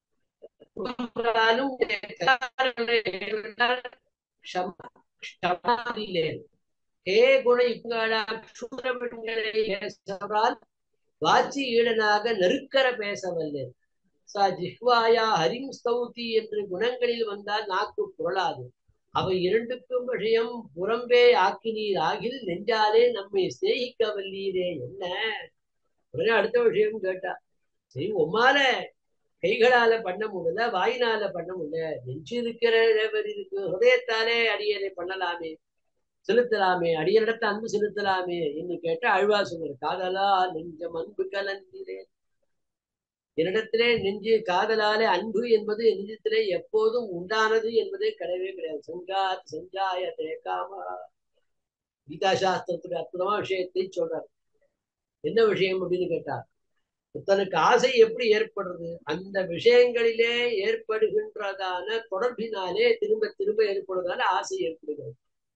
அப்போ என்ன ஆறுது? நான் விஷயங்கள் தொடர்பினால்தான் காமம் ஏற்படுகிறது. இப்போ உலக விஷயங்கள் உண்மையான காதல் எனக்கு உண்டாகி இருந்தால் என்னிடத்துல அந்த மாதிரி ஏதாவது இருந்ததுன்னா உங்களிடத்துல அதை திருப்பலாம். ஆனால் எனக்கு உலக விஷயங்கள் இல்லை, பெண்கள் முதலான விஷயங்களிலே எனக்கு உண்மையான பிரேமை உண்டாகவில்லை. மாறாக என்ன இருக்குதுன்னா அவர்களிடத்துல கூட நான் என்ன பண்ணினேன் அப்படின்னு இடத்துல கேட்கறது. ஆச்சரியமான விஷயம் சொல்றா இந்த இடத்துல. காதலடியாக வரும் அன்பு இதுக்கு முன்பு நெஞ்சில் ஸ்பரிசித்ததில்லை. அதாகிறது சஞ்சாயதே காமஹா என்கிற பிரேமம் புறம்பே ஒரு விஷயத்தை உண்டாகிறது. அன்று மீட்டு போந்து பக்கத்தில் ஆக்க வேண்டும். முன்பு ஸ்திரீ பதார்த்தங்களில் பண்போந்த பிரேம மகள் பக்கம் அர்த்தாய அபிக்கைக்காக வாய்ந்தது. ஸ்ரீகத்திலே அன்பு கண்டவர்கள் என்று நினைக்கிறீர்களா? அதுவும் ஏன் கேட்டார்.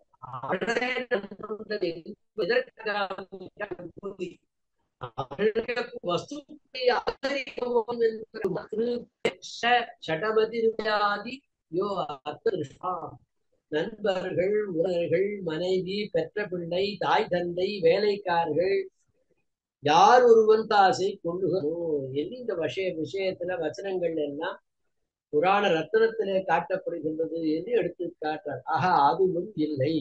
அது தன்னாலே ஏதிலேன். உன்னிடம் ஈடுபட்டவர்கள் தங்கள் மனம், வாக்கு, உடல் ஆகிய மூன்றையும் உனக்கேதான் வச்சிருப்பா எம்பெருமானே. இந்த மூன்றில் ஏதாவது பேர் என்பதற்கு உடன்பட்டிருக்கு. என்னிடத்துல தேவரீருக்கு உண்டான இந்த இடத்துல இருக்கக்கூடிய மூணுமே ஒரு இடத்துல எதுவும் பண்ணவில்லை. அரங்கற்கு ஏதிலேன். அதனால என்ன எடுத்து அப்படின்னு கேட்டா, உன்னுடைய குணங்களை, திருக்கல்யாண குணங்களை சாஸ்திரங்களில் கேட்டு மட்டும் அறியாமல் அவத்திலே தேவரி நேரா காணும்படியாக இருந்து தேவர் இந்த திருவரங்கத்திலே வந்து சயனித்துக் கொண்டிருக்கிறேன். அதையும் அனுபவிக்கவில்லை. என்னே நீ என் அருகில் இல்லாத காரணத்தினாலே நான் உன்னை இழக்கவில்லை. நீ தகாதவனாக உள்ளதால் உன்னை நான் இழக்கவில்லை. என்னிடம் உள்ள தோஷங்களை ஆராய்பவன் என்பதனாலே உன்னை நான் இழக்கவில்லை. அப்படி இப்படி பெருமாள் என்னிடத்த ஏற்கலை என்பதற்கு பெருமாளிடத்துல எந்த குறையும் உன்னிடத்துல ஒன்றும் இல்லை. அதனால அதாவது அவன் அருகிலே இருப்பவன், ஏற்கத்தக்கவன், குற்றங்களை ஆராயாமல் ஏற்பவன். ஆனால் உன்னை நான் இழந்தது எதனாலேனா என்னுடைய பாவங்களினாலே உண்மை நான் இழந்தேன். ஏன் அப்படின்னு கேட்டா, தேவனுடைய திருமார்பலை என்ன இருக்கு? ஸ்ரீ கௌஸ்துபமணி, அது உமக்கு மகிழ்ச்சியை கொடுக்கக்கூடியது. அது போல இருக்கக்கூடிய எனது ஆத்மா வீணாக போய்விட்டது, கர்த்தமாக போய்விட்டது. அரங்கத்துறையின் இந்துணைவன், உன்னிடத்தில் இருந்து நான் வெகு தூரம் விலகி நிற்கிறேன். நோய்வாய்ப்பட்டு விட்ட உடலுக்கு நன்மை அளிப்பதாகும். ஜுரம் வந்துடுத்து முடிஞ்சு போனே வாய் கசப்பா இருக்கு. அந்த கசப்புக்கு மருந்து சாப்பிட்ற மாதிரி நீ இருக்கிறது. அப்படி நீ உள்ளதால் நான் விலக்கி விட்டேனோ. க்ஷீரம் இருக்கிறது, பால் இருக்கிறது. பாலே மருந்தானார் போலே தரிசனீயரான தேவரீரே மோட்ச பிரதராயிருக்க வந்தோ இழந்தது. பாலே மருந்தாக உள்ளது போன்று மிக அழகான நீயே மோட்ச அளிப்பனாக இருந்த போதிலும் உன்னை நான் இழந்து விட்டேன்.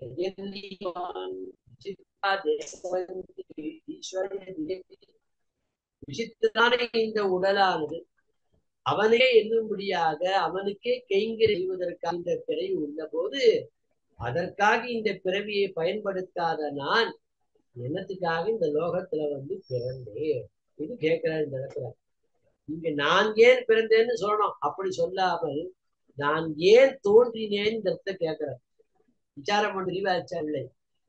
என் செய்வால் பிறந்தேன் என்னாத தோன்றினேன் என்கிறது உட்பாதங்கள் போல அனர்த்த ஏதுவாக பிறந்தேன் என்பை. தீமைகளும் பாவங்களும் தோன்றுவது போன்று என்னுடைய பிறப்பானது தீமையாகவே இருக்கிறது. நல்லதே அதுல வரவே இல்லை. தீமைகள் தோன்றுவதாலே அந்த பிறவிக்கு நன்மை ஒன்றுமே இல்லை. அப்ப மற்றவர்களுக்கும் நன்மை இல்லை.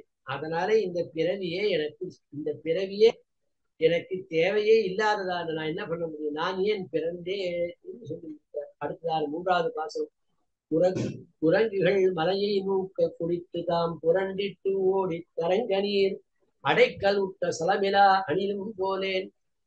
மரங்கள் போல வலிய நெஞ்சம் மஞ்சனேன் நெஞ்சு தன்னால் அரங்கனார் காட்செய்யாதே அழியத்தேன் அழைக்கின்றேனே. பெருமான் சக்கரவர்த்தி திருமனாக அவதாரம் பண்ணினான்.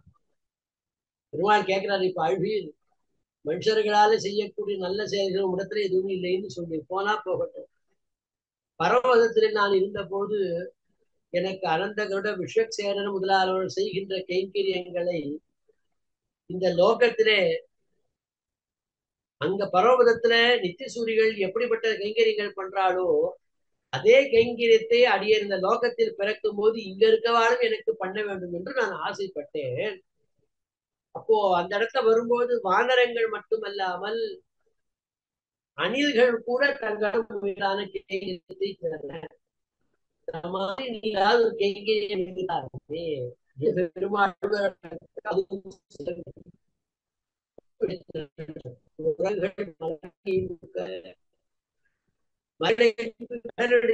அடைந்த போது அந்த வானரங்கள் இருந்த எண்ணிக்கைக்கு அளவே கிடையாது. அதுக்கு அளவுக்கு மலைகள் இல்லைன்னு வியாக்கியானத்தை வெளிவாச்சார்களே. மலைகளாலே கடலை தூக்கிற விடத்தில் மலைகளுக்கு தொகை உண்டாய்கொண்டு ஸ்ரீ வானர வீரர்களுக்கு தொகை இல்லாமையாலே. ஆச்சரியமான விஷயம். மலைகளை கொண்டு வைக்கலாம்னா மலை கம்மியா இருக்கு, மாந்திரங்கள் ஜாஸ்தியா இருக்கும். அப்படி சொல்றார்கள். ஆக ஒரு மலையை பல வாரங்கள் சேர்ந்து ஒன்றை தூக்கி வந்தனர். அப்போ அது ஒவ்வொரு வாரமும் எப்படி இருக்கும்னா, சிறுகல்லை தூக்குவது போன்று தூக்கும் வலிமுடையது என்றாலும் அது என்ன பண்ணித்துனா தங்கள் எண்ணிக்கை அளவு இல்லாத காரணத்தினாலே ஒரு மலையை பலரும் சேர்ந்து தூக்கிட்டு வருது. ஒரு ஆச்சரியமான ஒரு உதாரணம் காட்டுறாரு இந்த இடத்த பெரியவாச்சான் பிள்ளை. என்ன விஷயம் பாருங்க. ஒரு மலை ஒருத்தருக்கு செய்தார்.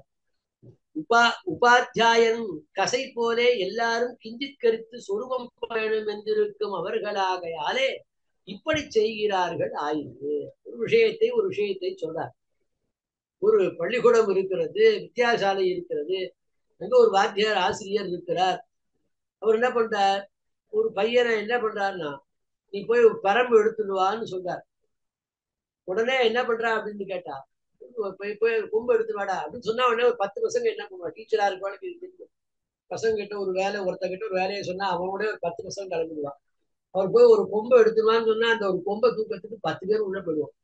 அந்த மாதிரி இந்த இடத்த சொல்றா. இந்த இடத்த அவர் சொல்றத கேட்கணும் என்ற ஆர்வம் காரணமாக இந்த வித்தியார்த்திகள் பல பேரும் சேர்ந்து அந்த சின்ன கொம்பை தூக்கின்றதுக்கு 10 பேர் போவோம். அது போன்று இங்க கொள்ள வேணும் என்று குரங்குகள் மலையை தூக்க என்று சொல்றார். உடனே அடுத்த கேள்வி இந்த விசாரம் பண்றார். கைங்கரியம் செய்யணும்னா புரியறது நமக்கு, வானரங்களுக்கு கைங்கரியம்னா புரியுமா சுவாமி அப்படின்னு இடத்துல கேட்கறது. கைங்கரியம் கொள்ளும்படியா சுவாமியானவன் வில்லும் கையுமாக நிற்கும் ராமனை காணும் பொழுது சொரூப ஞானம் உள்ளவர்கள் மற்றும் அந்த ஞானம் இல்லாதவர்கள் வேறுபாடு இல்லாமலும் அந்த எம்பெருமானுடைய திருவேணி சௌந்தரியத்தை பார்த்த உடனே சொரூப ஞானம் இல்லாதவாலும் சரி இருக்கிறவாளும் சரி அவனுக்கு கைங்கரியம் ஆரம்பித்து விடுவார்கள். உறங்குகள் மலையை தூக்கா. அடுத்த சொல்ற விஷயம் சொல்ற. சரி, உடனே நிறுத்த ஒரு கேள்வி. மலைகளை கடலில் போடான்னு கூறாமல் மலையை நுகக்கா கடலை புகழாதே என்ன நூக்கா என்றது ஒரு திரளுக்கு ஒருமுறை விஷயமாக போராமையாலே வேறே வந்து பற்ற மலையிலே புகுவது பசியே என்று பெருமாளுக்கு ஆற்றமைகளை செல்லான் இருக்க ஆரியத்து வேண்டுமா பிரவர்த்தியாளர்கள் என்று ஆறியிருக்க ஒண்ணாகுது. ஆச்சரியமான பெரிய விஷயத்தை சொல். மலைகளை கடலில் போடுன்னு சொல்லணும், அப்படி சொல்லாமல் நூக்கா என்ன ஏன் சொன்னார்னு கேட்டா, ஒரு வானர கூட்டத்திலிருந்து என்ன பண்றது அப்படின்னு கேட்டா, அந்த மலையை இன்னொரு வானர கூட்டம் அப்படியே வாங்குறது. அந்த மலையானது ஒரு கூட்டத்திற்கு மற்றொரு கூட்டத்துக்கு அப்படியே கைகள் மேலே நகர்ந்து செல்வதாலே மலைகள் நூக்கா என்று சொன்னார் இந்த இடத்த விஷயம் என்று அற்புதமான விஷயத்தை என்று காட்டார். அதுக்கு ராமாயண யுத்த காண்டத்திலிருந்து பிரமாணம் எடுத்து காட்டார். அவகாசியார்ணமும் ஸ்வபஸ்யே லக்ஷ்மணா, உன்னை பார்க்கும் போது சீதையினுடைய நினைவு உண்டாகுதாலே நான் கடலில் இறங்கி உறங்கப் போகிறேன் என்று அவன் புலம்பின புலம்பரை வானரங்களும் பார்த்துதான். ஆக அதனால் அவைகள் என்ன படித்தனான், இப்ப எபெருமான் புலம்புகின்றாரே என்று எபெருமானுக்கு அவைகளும் சேர்த்து கைங்கரியம் பண்ண ஆரம்பிச்சுதான். இந்த இடத்துல இந்த கடல் எப்போது அடைக்கப்படும், நாம் எப்போது அக்கறைக்கு செல்ல போகிறோம் என்ற ஆர்வம் ஜாஸ்தியா இருந்ததுன்னா ஒவ்வொருவரும் ஒரு செயலை செய்தார்கள் என்று சொல்லி முடிச்சார். அடுத்தது குளித்து குரங்குகள் மலையை நோக்க குளித்து குளித்து விஷயம் பண்ணார்.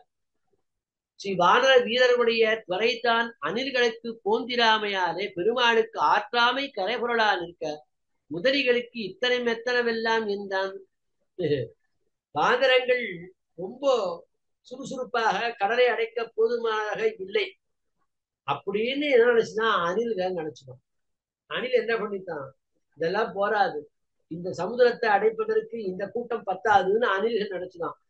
உடனே ராமனுக்கு சீதையை பிரிந்த வேதனை இருக்கிறது, அணில்கள் நினைக்கிறதா இந்த குரங்கள்னா எம்பெருமான் இப்படி புலம்பரானே பிராட்டியை பிரிந்ததுன்னு இத பத்தி தெரிஞ்சுக்காம இந்த வானரங்கள்லாம் பொறுமையா வேலை செய்யறது. இவனுக்குள்ள ஒரு அந்த தெரிய வேண்டாமா, அந்த எம்பெருமான் திருவுள்ளத்தை என்ன ஓடுறது இவனுக்கு தெரியவே இல்லையே. உடனே நினைச்சுன்னா இந்த கடலை வேகமா அடைப்பதற்கு போதுமான சக்தி இந்த வானர கூட்டங்கள் இடத்தை இல்லை என்று நினைத்துதான் அணில். அதனால என்ன பண்ணிட்டுன்னா, ஒரு மலைக்கு இடையே இன்னொரு மலையை இடைவெளியை அடைக்கணும்னா அதுக்கு என்ன வேணும், மண் இருந்தாதானே அடைக்க முடியும், ஒன்ன ஒன்ன ஒட்ட முடியும். உடனே அந்த மணலை கொண்டு போவதற்கு இந்த வானர கூட்டங்களோட ஆள் இல்ல போல இருக்கு. என்ன அணில்கள் ஒன்றோடு ஒன்று பேசிட்டு என்ன பண்ணித்தான் அப்படின்னு கேட்டா, உடனே என்ன பண்ணித்தான், அந்த கடல் சமுத்திரத்தின் உள்ளே போய் இருந்து தங்களது உடம்புல தீர்த்தத்தை நடத்தி கொண்டு கரைகள்ல வந்து நின்று அங்கிருந்த மணல்களிலே புரண்டு அந்த உடம்பில இருக்கக்கூடிய நீரினால அந்த மண்ணை ஒற்றும்படியாக செய்து கொண்டு உடனே அது என்ன பண்ணித்தான், அங்கிருந்து போய் மலை மேல ஏறி போய் அந்த மலைக்கு 2 மலைக்கு நடுவில் இருக்கக்கூடிய இடைவெளியில தன் உடம்பை போய் உதித்து அந்த மண் துகளை கொண்டு அங்கு சேர்க்கலாம். இப்படி இவையும் கடலை அடைப்பதற்கானது உதவியனா அப்படின்னு விஷயத்தை ஆச்சு சொல்லிட்டு என்ன பண்ணித்தானா, அணில்கள் என்ன நினைச்சுதான், இப்படியே நாம செஞ்சுட்டே இருந்தோம்னா என்ன ஆகும் அப்படின்னு கேட்டா, கடலும் வத்தி போடும். நம்ம மண்ணை கொண்டு அங்க போத்தேன்னா கடல் வத்தி போடும். அப்ப மணலும் கொண்டு வந்து சேர்த்தது போந்து ஆகும் நினைச்சு அணில் பண்ணலாம். அணில்கள் தாம் இந்த சின்ன உடம்பை கொண்டு கடலற்ற செய்யும் ஆற்றம் இருக்கிறதா? கிடையாது. பெரிதான இடைவெளியும் அடைக்கப்படும்னா அதுவும் கிடையாது. ஆனால் எம்பெருமானை செய்ய வேண்டும் என்ற வேகத்தினுடைய இருந்ததிலே அன்றும் என்பதை நடத்த கருத்தாக. அதாவது வானரங்கள் எதை செய்ய முடியாதோ அதை தாங்கள் செய்து காட்டுக என்று விஷயத்தை அணில்கள் என்னையபடி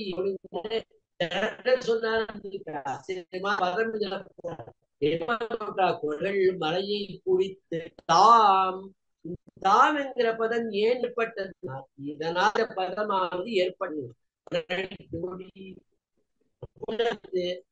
மலைகளுக்கு அருகிலே இருக்கக்கூடிய மணலிலே புரண்டு அதன் பின் தூரம் ஓடுறது. ஓடிட்டு என்ன பண்றது அப்படின்னா, ஒரு தூரம் ஓடினா என்ன ஆகும் அப்படின்னு வேண்டாம், ரொம்ப நிறைய மண்ணு ரொம்ப தூரம் போனா ரொம்ப மண்ணு எனக்கு மேல ஓட்டிக்கும்னு அதை நினைச்சுதான். இந்த வேகத்தை கண்டிருந்த மற்ற ஆதரங்கள் இருந்து என்ன பண்ணோம்னா, அந்த அடியில பார்க்கணும் இவ்வளவு வேகம்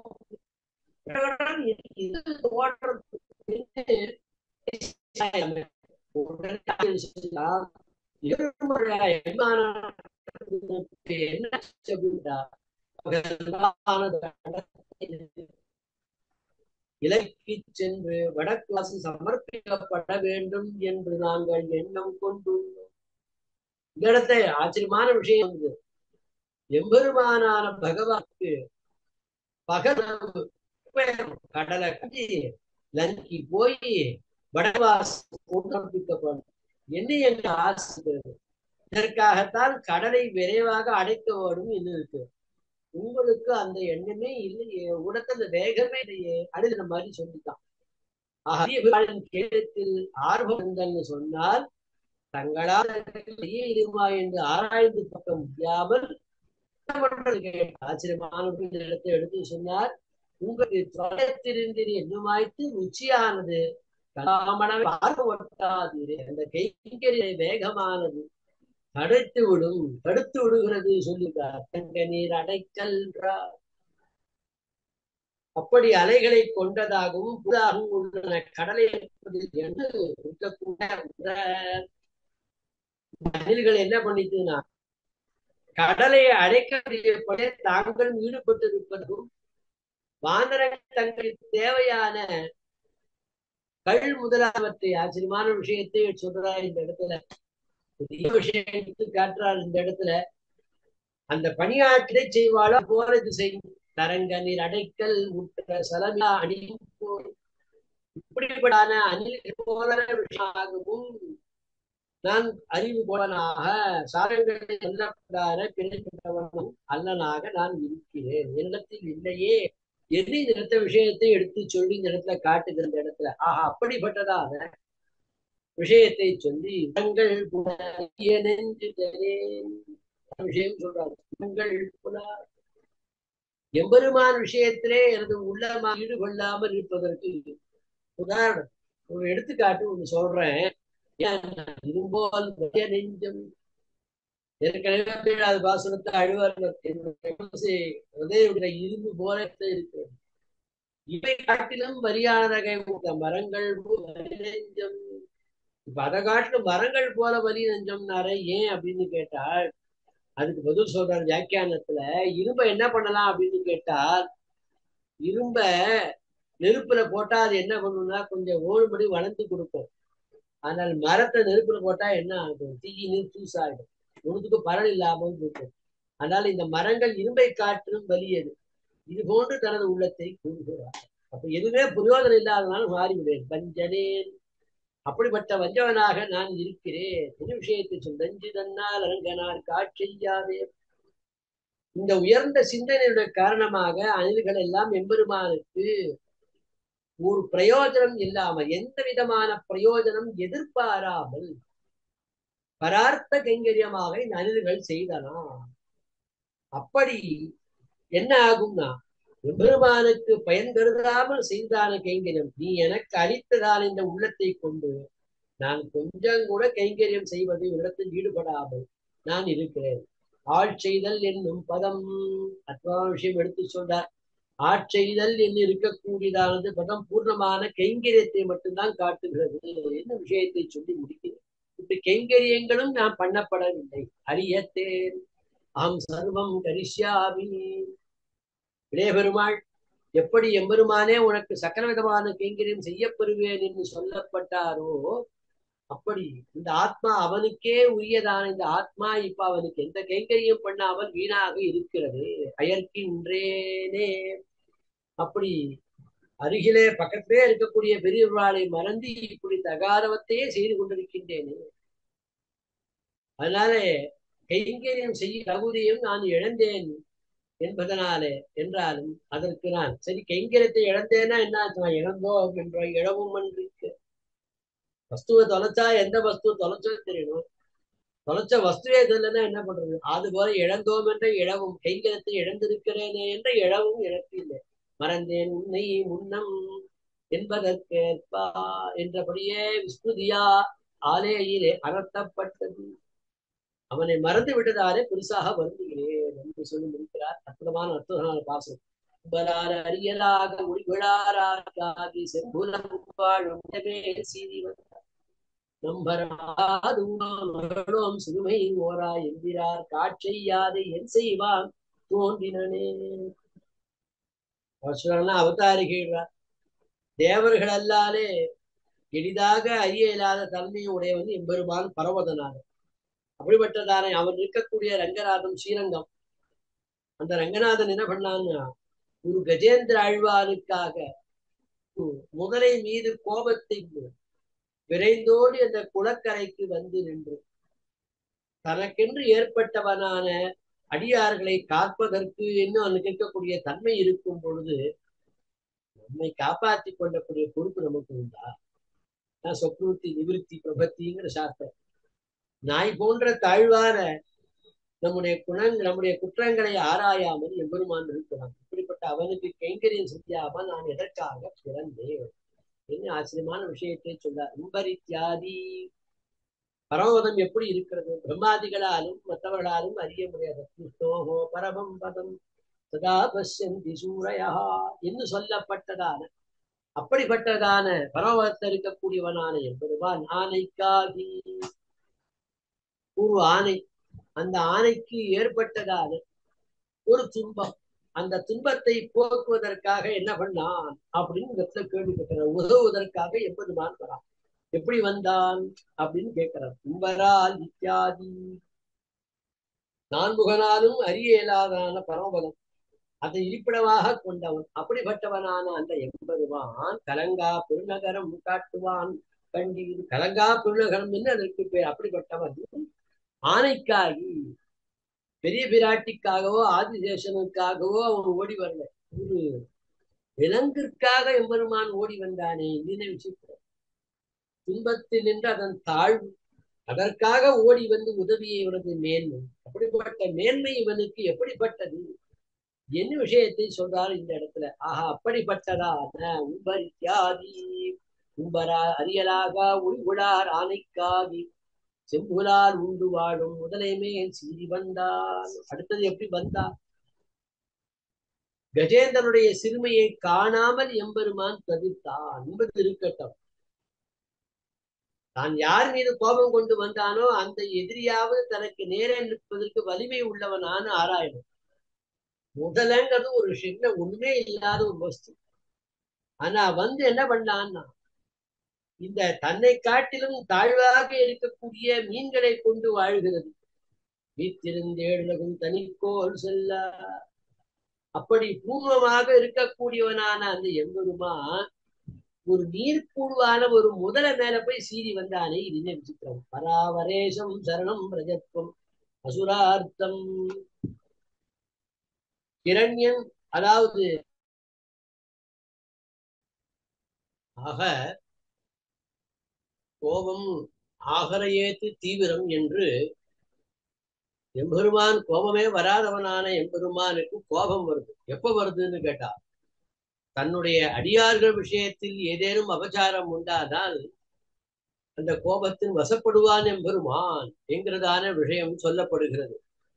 கோபச வசைவான் அப்படின்னு சொல்லுவது கொடியவாய் விலங்கியில் மலங்க கொண்ட சீற்றம் ஒன்று உண்டு என்றார் அழ்வார். அப்படிப்பட்டதான எம்பெருமான் என்ன பண்ணான்னு கேட்டா வந்தார். எப்படி வந்தார் அப்படின்னு கேட்டா எம்பெருமான் எப்படி வந்திருக்கும் கஜேந்திரன் இருப்பதற்கு அப்படின்னு ஒரு கேள்வி கேட்கிறார்.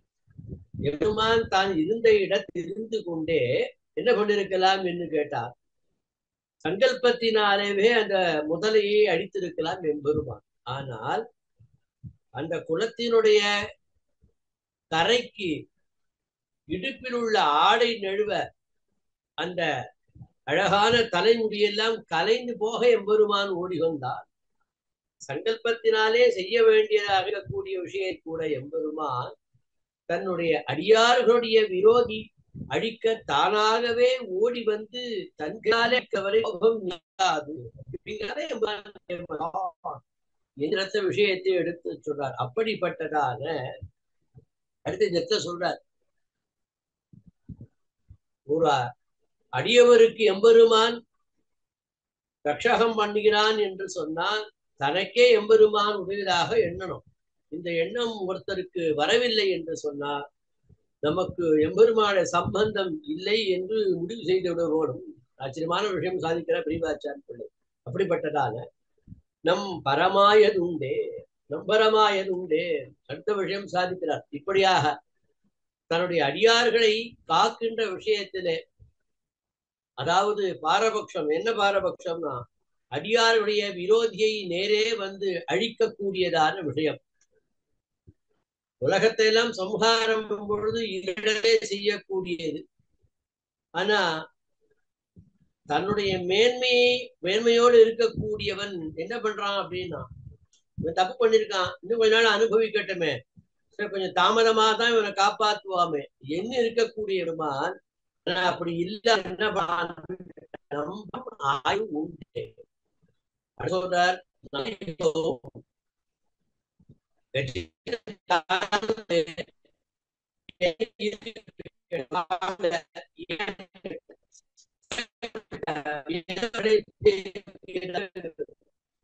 ஆனால் திறந்த வாசல் எதிலும் புகுந்தாலும் அங்குள்ளவர்களாலே அடித்து விரட்டும்படியாக இருக்கக்கூடியதான ஒரு ஜந்து. அந்த நிலைதானே நம்ம நிலையாக இருக்கிறது என்கிறார் இப்போ அழ்வார்.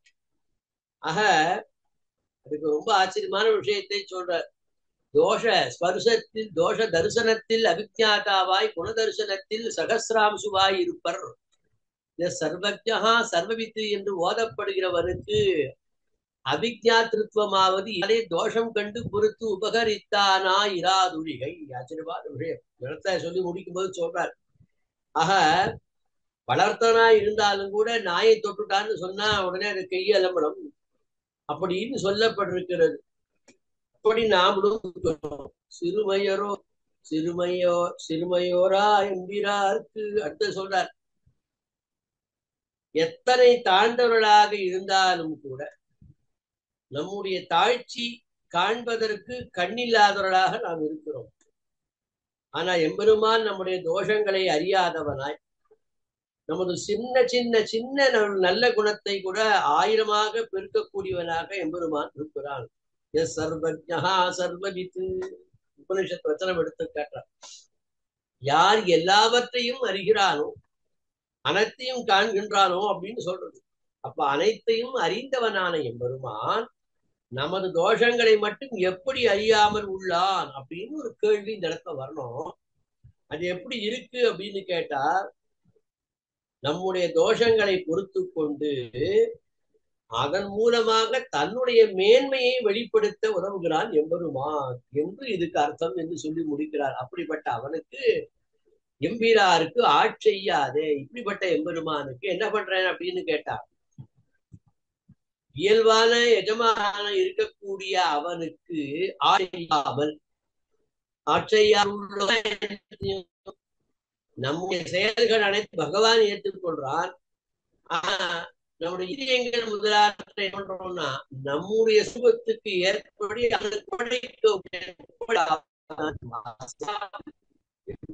ஆட்செய்யாதே. அடுத்து சொன்னார், எதற்குமே உதவாத எதுக்கு விஷயத்தை சொல்றார். அதாவது ஆச்சரியமான விஷயம் எடுத்து சொல்றார். லக்ஷ்மணனுக்கு அவருடைய திருத்தாயார் சொல்ற வசனம் எடுத்து காட்டா, சிருஷ்டஸ்துவம் வனவாசாய.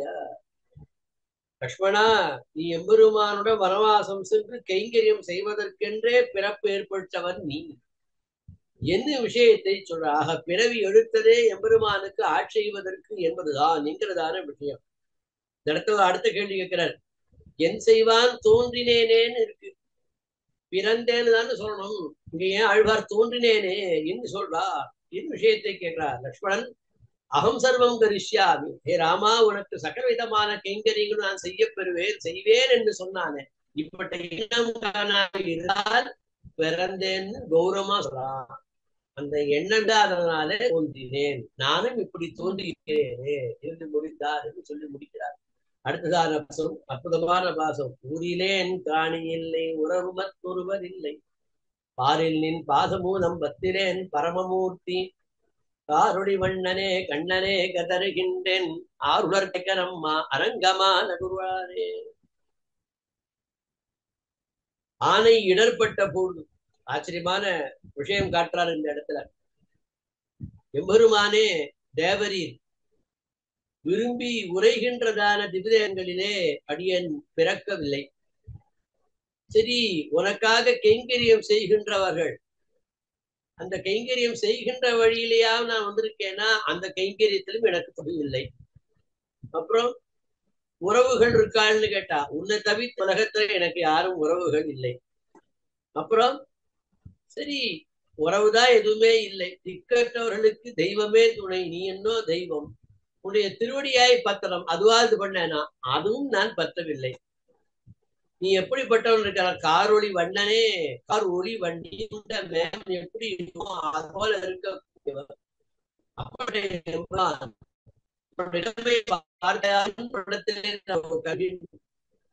என் மாமியான பெரியமானே, திருநங்களே சயனித்துக் கொண்டிருக்கக்கூடிய எம்பெருமானே, உன்னை விட்டால் என்னை காப்பதற்கு இந்த உலகத்திலே யார் உணர்றோம் என்று அற்புதமான விஷயத்தை இந்த இடத்துல கேட்கிறார். கஜேந்திரன் ஒரு துன்பம் அடைந்த போது வந்து அவனை காப்பாற்றுவோம். இப்ப அவனை காப்பாற்றுவதற்கு என்ன காரணம்னா, இந்த கஜேந்திரன் என்ன நினைவோடு இருந்தான்னா, எம்பெருமானே உபாயமாக எண்ணி இருந்தான். அவனே உபாயம் என்று இருக்கக்கூடியவனாக அவன் என்றிருந்த நினைவு. இப்படிப்பட்ட நினைவு உமக்கு இல்லை.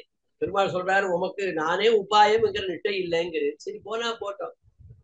நான் விருப்பத்தோடு எழுந்துள்ளக்கூடிய சால கிராமம், அயோத்தி, திருவரங்கம் என்னெல்லாம் இருக்கிறது அல்லவா? அந்த திவ்யதேசங்களே பிறந்த ஒருவனை நீ அந்த திவ்யதேசத்துல பிறந்திருந்தாய் என்று சொன்னா அந்த காரணமே வச்சு கூட உன்னை காப்பாற்றுவனே. திருக்கண்ணங்குடி, திருவிட்டங்குடி, குடிதன குடி வழிவந்து ஆட்சிகிறோம்னு சொல்ல போறோம். இந்த மாதிரி இந்த இடத்த கேட்கறது. உமக்கு திவ்யதேசத்திலே வசிக்க கூடியதான அந்த காரணம், அதை காரணம் வச்சே நான் பண்ணிடுவேனே, அது மாதிரி இருக்கா என்று கேட்டார். அதுக்கு பதில் சொல்றார். என்ன இதுக்கு பெரிய அவதாரிகை விட்டுட்டு ஆரம்பிக்கிறார். ஊரிலே, ஊர் இல்லை என்று சொன்னார். ஊர் என்கிற சாமானிய வாட்சி சப்தம் விசேஷங்களை காட்டும் போதில் சேதனிலே ஒரு குறிச்சியில் பிறவாதார் இல்லையிலே. அவைதான் அதிர்ஷ்ட ஹேது வெண்கைக்கு ஒரு பிரமாணமும் இல்லை. ஆச்சரியமான விஷயம். ஊர்னு சொல்லிட்டா திவிதேசங்களை சொல்ல முடியுமா சுவாமி? நீ பாட்டு திவிதேசம்னு சொல்லிட்டு அவர் ஏதோ ஊர் சொல்றாரு, ஊரிலேன்னு தானே சொன்னார். ஊரிலேன்னு காணி இல்லைன்னார். நீ திவிதேசம் கொள்ள முடியும் அப்படின்னு ஒரு கேள்வி கேட்கிறார். மோட்சத்துக்கு உபாயமாக ஒரு ஊர் இருக்கிறது என்று சாஸ்திரங்களிலே இதிகாச புராணங்கள் எல்லாம் சொல்லப்பட்டிருக்கிறது. ஆகவே இந்த பலம் குறிப்பிட்ட ஊரை சொல்லலன்னு சொன்னாலும், அப்ப எந்த ஊர்னு சொன்னாலும் எந்த ஊர்ல பிறந்தாலும் மோட்சம்னு வந்துருமே. இப்போ ஆழ்வார் ஊரிலேன்னு காணி இல்லை என்பதற்கு அப்படி சொன்னா எந்த ஊர்ல பிறந்தாலும் மோட்சம் சித்திச்சிருமா? அப்படி நடந்ததாக ஒரு பிரமாணமும் தெரியவில்லையே. ஆக ஊர் என்கிற பதம் என்ன செய்யணும் அப்படின்னு கேட்டா, திவிதேசங்களை குறிப்பதாகத்தான் கொல்லப்பட வேண்டும் என்கிறார் வியாக்கியான சக்கரவர்த்தி இந்த இடத்துல. அப்படிப்பட்டதான யான் என்ன பண்ணேன்னா, நமக்கு ஏற்றபடியாக உள்ள ஊரில் பிறந்தான் என்று என்னை நீ கரையேற்றலாம். நான் அப்படியும் பிறக்கவில்லை. அந்த மாதிரி ஒரு திவிதேசத்திலையும் நான் பிறக்கவில்லை. சரி, உம்மிடத்த திவிதேச பிறப்பு இல்லை, போகட்டும். ஒரு திவிதேசத்தை வசிப்பவர்களோடு கொடுப்பது கொள்வது அந்த மாதிரி ஏதாவது உமக்கு உண்டா என்று கேட்டதற்கு உறவு சொன்னார். உறவு மத் ஒருவரும் இல்லை, உறவு மத் ஒருவரும் இல்லை. உடனே பெருமாள் கேட்கிறார், அப்படி என்றால் நீ வசிக்கும் இடம்தான், நீ இடத்தை வசிக்கிறீன்னா பாரில். நான் வசிக்கிறதுக்கு பாரில் ஒரு இடம் இருக்கு, ஒன்று இல்லை. ஆனால் எல்லையற்ற துன்பங்களுக்கு காரணமான இந்த பூமியில தான் அடி வசித்துக் கொண்டு இருக்கிறேன். கலங்கா பெருநகரம் காட்டுவான் கண்டு உணர்ந்து வந்தாரே தமிழ் தலைவர் பாசப்படுத்தி உதாகரிக்கிறார். ஆக பரமவனத்தில் இருந்தால் எந்தவித கலக்கமும் இல்லாமல் இருக்கலாம். நான் அப்படி இல்லையே. என் விஷயத்தை இந்த அவலப்படும்படியான இந்த பூமியிலே தானே வந்து பிறக்கிறேன். என் பாதமும் நம்பத்திலேன். வேறு எந்த விதமான கதியும் இல்லாதவர்களுக்கு அனைத்து விதங்களிலும் ஏற்ற புகலிடமாக இருக்கக்கூடிய தேவரியுடைய திருவடிகள், அதுலேயும் அடியனுக்கு தொடர்பு இல்லை. தமேவ சரணம் கதா, ராமனே கொண்டது என்று சொல்லுவதை போல ஒரு காக்காசூரனுக்காக ஒரு பிரம்மாஸ்திரத்துக்கு இலக்கான அற்பமான காய்க்கு கூட தேவரியை உடனே ஆழ்வார் இப்படி சொன்னோடனே பெருமாள் சொல்றாராம், நீ கூறுவது போன்று வேறு எந்த விதமான நன்மையும் உம்மிடத்திலே இல்லை என்று சொன்னால் என்னை அடைவதற்கு என்ன கதியை நீர் இழக்கத்தான் வேணும், வேற வழி இல்லை என்று சொல்ல. அப்படி சொல்ல முடியாது. ஏன் தேவருக்கு என்ன பேரு? பரமமூர்த்தி. என்னிடத்திலே என்னை காப்பாற்றிக் கொள்வதற்கு வழியும் இல்லைன்னா கூறினேன் என்றே தவிர உள்ளத்தில் இல்லை என்று நான் கூறவே இல்லையே. ஆக உன்னிடம் என்னை காக்கக்கூடிய வழியானது உன்னிடத்திலே இருக்கிறதே. ஆக இருக்கா இனி இல்லை என்று நான் சொல்லவில்லையே. சொல்லிட்டு அடுத்த சொல்ல, காரொளி வண்ணனே முதலடியிலே ருசி ஜனகமா ருசி பிறந்தாருக்கு உபாயம் அன்றோ உனி வழக்கு இருப்பது. பெருமானே, உன்னுடைய திருமேனி சௌந்தரியம் இருக்கிறது, அது ஒன்னே போதும். கண்ணனே வடிவழகான உத்துங்க தத்துவமோ என்ன ஒண்ணாதபடி சௌலபியாதி கல்யாண குணயுக்தன் அல்லையோ பெருமானே. சௌலபியம் முதலான குணங்களினாலே அந்த குணங்களையே உன் வசமாக கொண்டவனாக இருக்கக்கூடியவன் அல்லவோ நீ. அப்படிப்பட்டவனான உன்னிடத்திலே என்ன பண்ற கதறுகின்றேன். வியாக்கியானம் எழுதினார். தேவரீருடைய இந்த வைலட்சண்யங்களை அனுசந்தித்து சாதனானுஷ்டானம் பண்ணி பலம் தாண்டார போல கூடாது. ஆச்சரியமான சம்பிரதாயம். ஒன்றை இட வேண்டும் என்று நினைத்து சாதனம் பண்ணிவிட்டா அந்த சாதனத்துக்கு பலம், அதுக்கு சக்தி யாரால கொடுக்க முடியும்?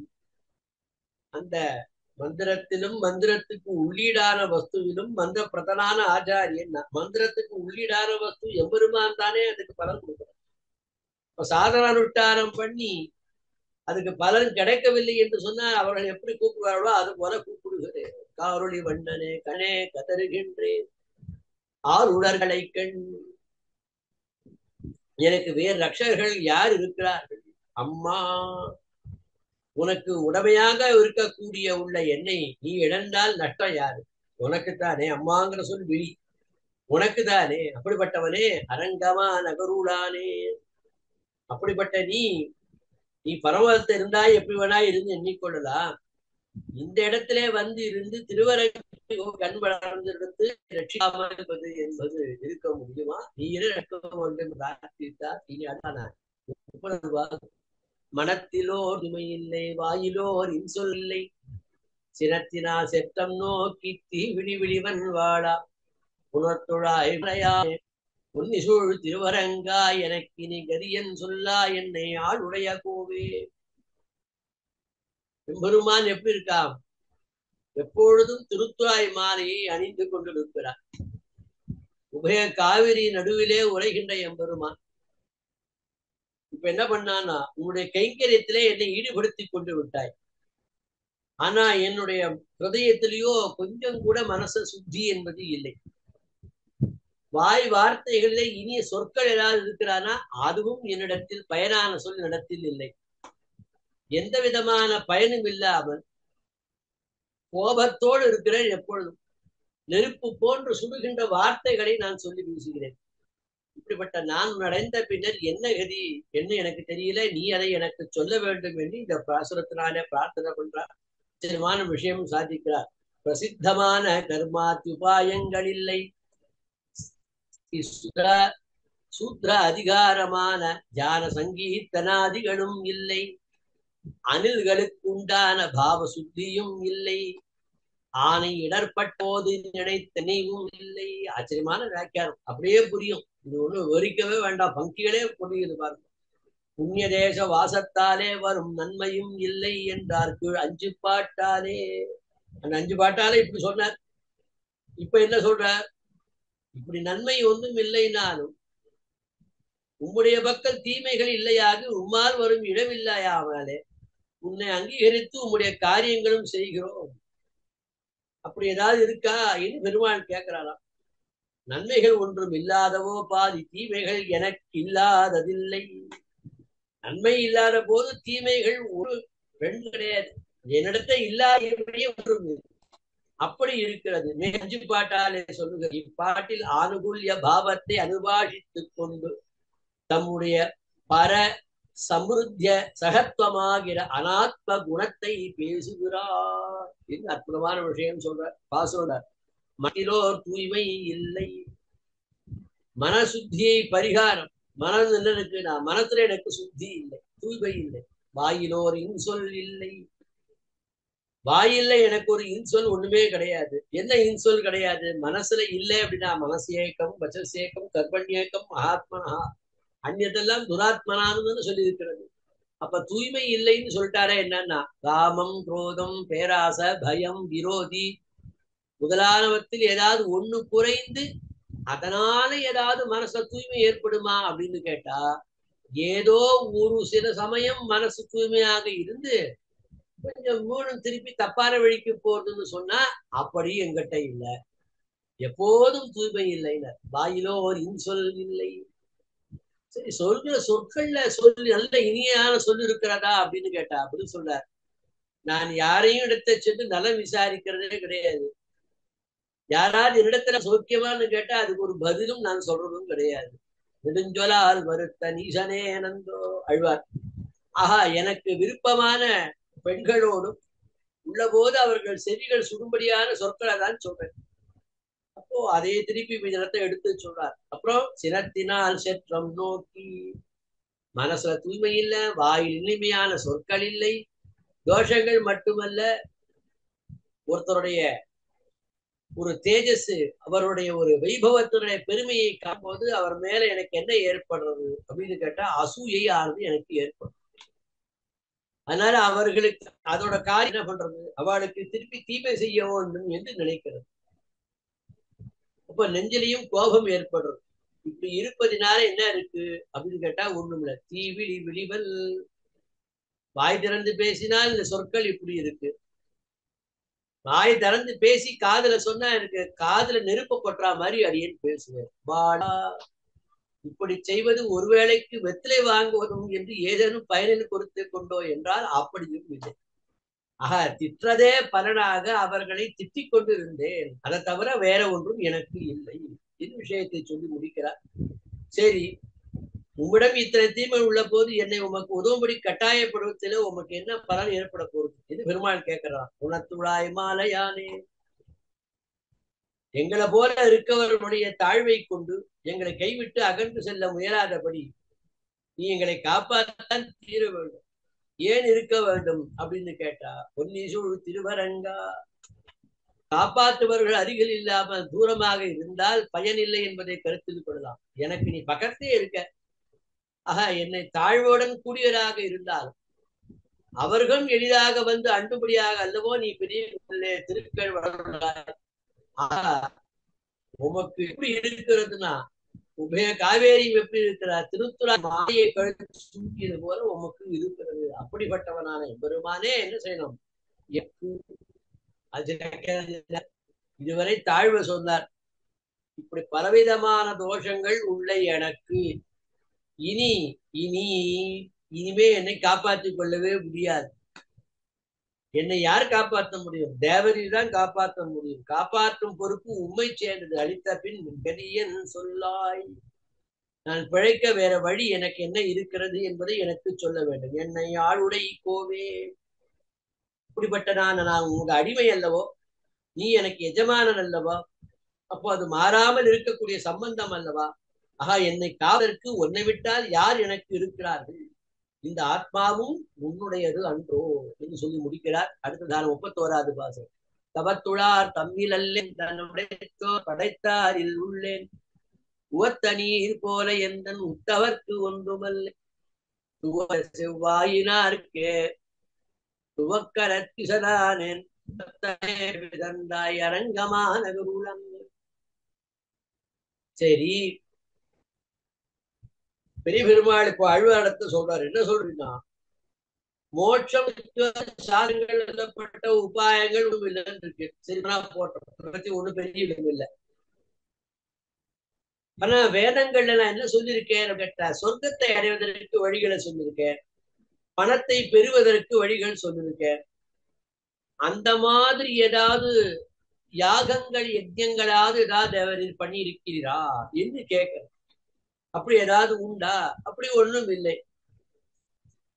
ஆனா நான் என்ன பண்ணிருக்கேன் அப்படின்னு கேட்டா, உலகத்துடைய விஷயத்தில் ஈடுபடுத்தி இருக்கிறதே தவிர அப்படிப்பட்ட யாக யஜ்யங்கள் எதுவும் என்னிடம் நான் பண்ணது.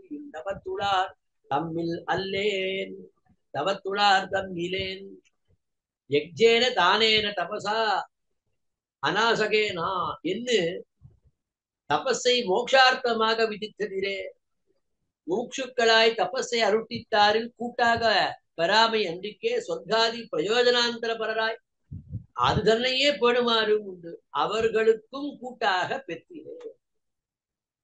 அப்படிப்பட்டதான தானம் தவை எம்பெருமானை யாகங்கள் யஜ்யங்கள் தானம் தபசு முதலானவைகளாலே காண வேண்டும் என்று இருக்கக்கூடியது என்று வேதம் சொல்றது. அச்சோ, ஆனா மோட்சத்தை ஓண்டி தவம் செய்யுள்ள கூட்டத்தில் சேரல, சொர்க்கத்தை வேண்டி தவம் செய்பவர்கள் யாக ஞானிகள் கூட்டத்திலும் நான் சேரல.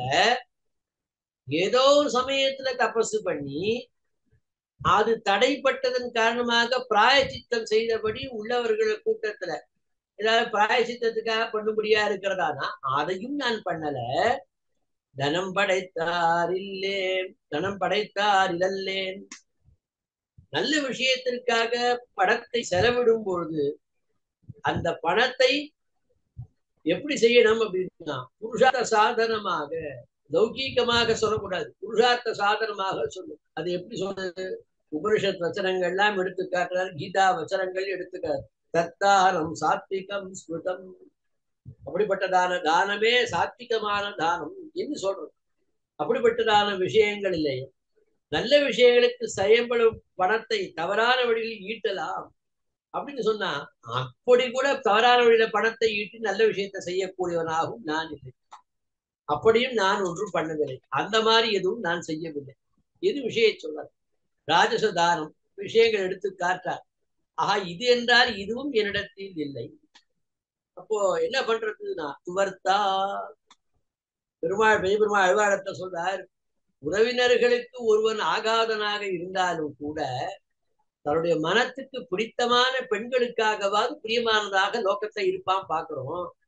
நீ அத மாதிரி யாருக்காவது பிரியமானவராக இருக்கிறார் என்று கேட்ட துவர்த்தா. ஆனா அது என்னிடத்துல எப்படி இருக்கு அப்படின்னு கேட்டா, சிவந்த உதடுகளை உடையவர்களாக வசப்படுத்தி கொள்ளக்கூடியவர்களான பெண்கள் அவர்கள் உள்ளத்தில் இருக்கும் குற்றங்களை அறிய மாட்டேன்.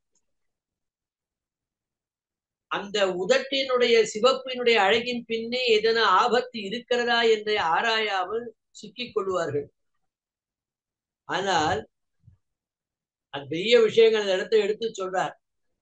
இதை நாம் அறித்துக் கொள்ள வேண்டும். தேன அதாவது ராவணனாலும் அவமதிக்கப்பட்டவன் என்று மிகவும் தாழ்ந்தவராக இருக்கக்கூடிய ராவணனுக்கும் கூட நான் ஆகாதனாகிவிட்டேன் என்று விபீஷணன் கூறினான். அது போல தாழ்வுகளின் எல்லையாக இருக்கக்கூடிய இப்படிப்பட்ட ஸ்திரீகள் கூட நான் வேண்டாதனாக அவர்களாலும் ஒதுக்கப்பட்டு விட்டேன். துவர்த்தா. அடுத்த சொன்னார், அவர்த்தமே பிறவி தந்தாய். அவர்த்தமே பிறவினர். இப்படி பல கோணங்களில் ஆராய்ந்து பார்த்தா தெரிஞ்சுது அப்படின்னு கேட்டா, நீ எனக்கு கொடுத்ததான இந்த பிறவி பயனற்று போய்விட்டது. இங்க ஒரு கேள்வி கேட்கிறாரு பெரியவாச்சான் பிள்ளை. முற்பிறவில செய்ததான கர்மங்களின் காரணமாக வந்த தாழ்வை அவன் பகவான் அளித்தான் எப்படின்னு எப்படி சொல்லலாம்? ஆழ்வார் அப்படி சொல்றாரு அப்படின்னு கேட்டான். அதுக்கு ஆச்சரிய பதில் சொல்ற, கர்மஸ்வரூபம் தன்னுடைய சொரூபம் என்ன என்பதை உள்ளபடி இவர் அறிந்தவர் என்பதால இந்த மாதிரி கூறுறார். கர்மம்னா என்ன அர்த்தம்? ஜீவனுடைய சுரூபத்திற்கேற்ற பயனை அடைய இல்லாதபடி ஈஸ்வரன் செய்கின்ற தடைகள். அப்படிப்பட்டதான அவன் செய்கின்றதான தடைகள், அப்படிப்பட்டவரான ஜீவன சொரூபம் இருக்கிறது. உடனே எம்பெருமான் ஜீவனை பார்த்து சொல்றார், நான் உன்னை பொறுத்தேன் என்று கூறினார். அந்த கணமே கர்மம் புத்தி யோகம். அந்த புத்தி யோகத்தை அந்த யோகத்தை நானே அளிக்கிறேன், நல்ல புத்தியை உண்டாக்குகிறேன் என்று சொல்றான். ஆக இதனை இவர் அறிந்தார் என்ன பண்ணார்னா, ஈடான பிறவி அளித்தாய், அதனால இவர் சொல்றாய் நிலத்த விஷயத்தை சொல்றார்கள். அப்படிப்பட்டவனே, அவன் எங்க இருக்கக்கூடிய அரங்கமா நகருளானே, சாஸ்திரங்களால் திருந்த இயலாதபடி தர்மங்களின் வசப்பட்டு அது இட்டு செல்கின்ற உலகாயுத விஷயங்களை அனுபவித்தல் என்னும் பாதையில் ஒருத்தர் போயிட்டான்னு கேட்டா, இப்படிப்பட்டவர்களை எம்பெருமான் என்ன பண்றான்? தன்னுடைய அழகாலும் வசீகரித்து தன் கைங்கரத்தில் ஈடுபடுவதற்காக அந்தோ இந்த திருவரங்கத்தினுடைய பெரிய கோயிலை வளர்ந்திருக்கிறார் என்று சொல்லி முடிக்கிறார். அடுத்ததான 32வது பாசம். ஆர்பண்டலம்பும் சோலை அடிதீவரங்கம் தன்னுள் காதிரல் கண்ணனை உன்னை காணும் மார்க்கம் ஒன்று அறிய மாட்டா மனுஷனில் துரிசராய மூர்கனேன் வந்து நென்கனேன். திருவரங்கம் எப்படி இருக்கிறது? வண்டுகள் ஓயாமல் காலம் செய்த அது எப்படி இருக்கிறதுனா, அலமும் சோலை அணிதிருவரங்கம், உலகத்துக்கே ஆபரணம் போன்று இருக்கக்கூடிய திருவரங்கம். அதிலே மேகம் போன்ற நிலத்தோடு கூடியவனாக இருக்கக்கூடிய எம்பெருமான். அந்த எம்பெருமானை உன்னை காணும் மார்க்கம் ஒன்று அறிய மாட்டா மனுஷரில் துரிசனாயா.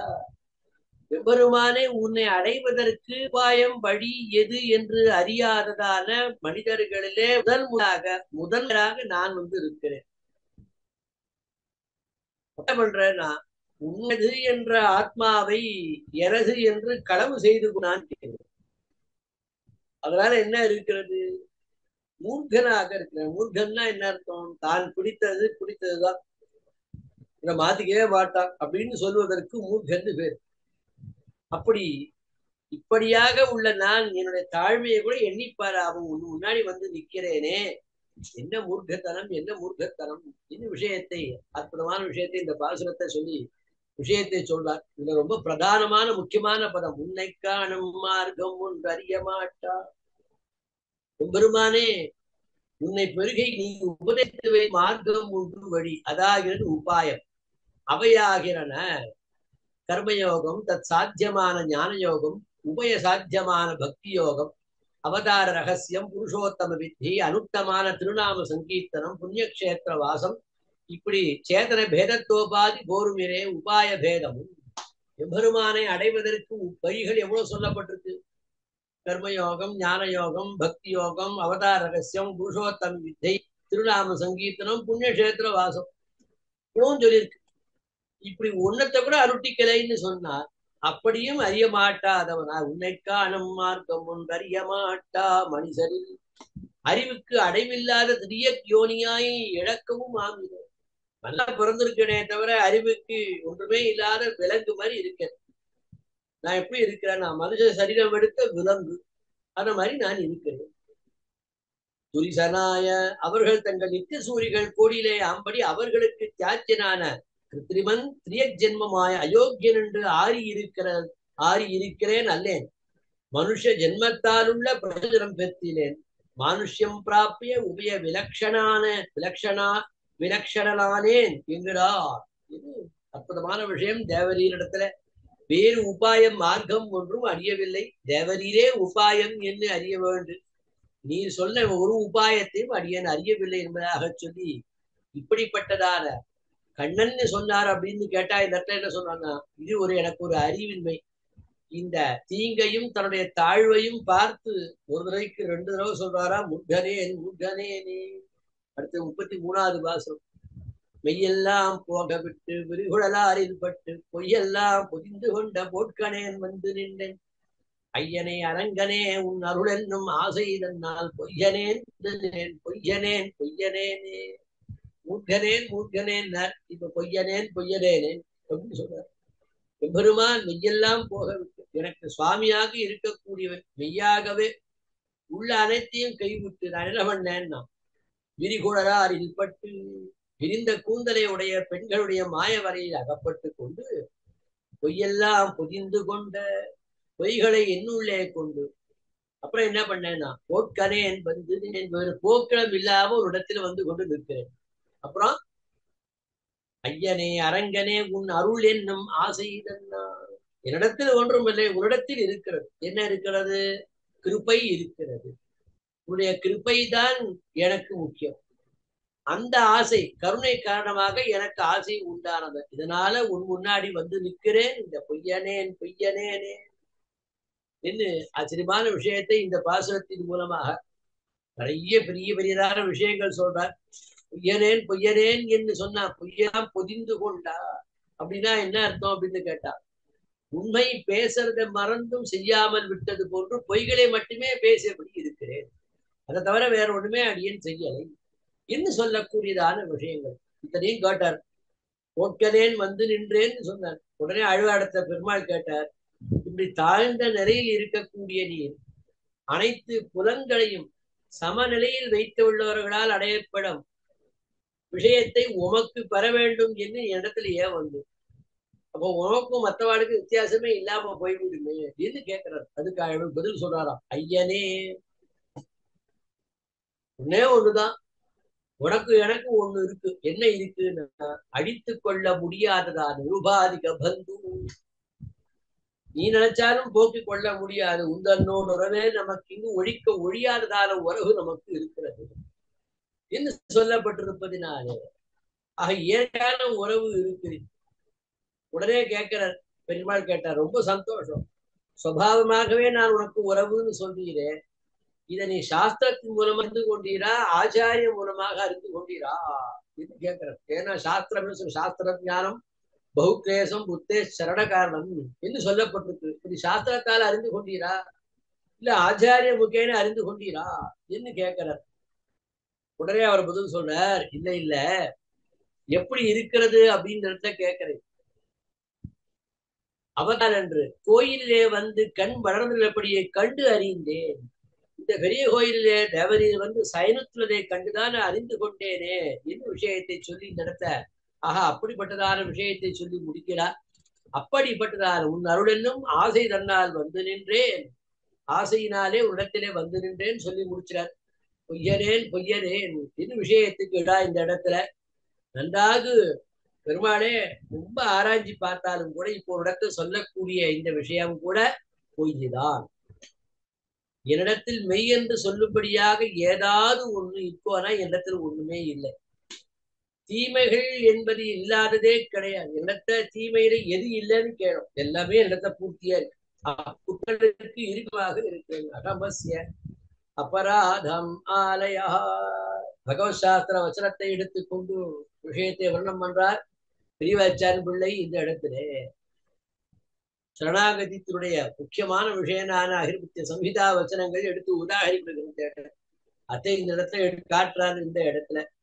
ஆக நான் குற்றக்கெல்லாம் இருப்பிடமாக இருக்கிறேன். அதனால இதெல்லாம் புத்தகத்துடன் அதற்கு பலன் உண்டுன்னு சாஸ்திரங்கள்ல சொல்லி இருக்கு. ஆனா நான் தாழ்ச்சியை உணர்ந்த காரணத்தால உடத்தில் சொல்லலே.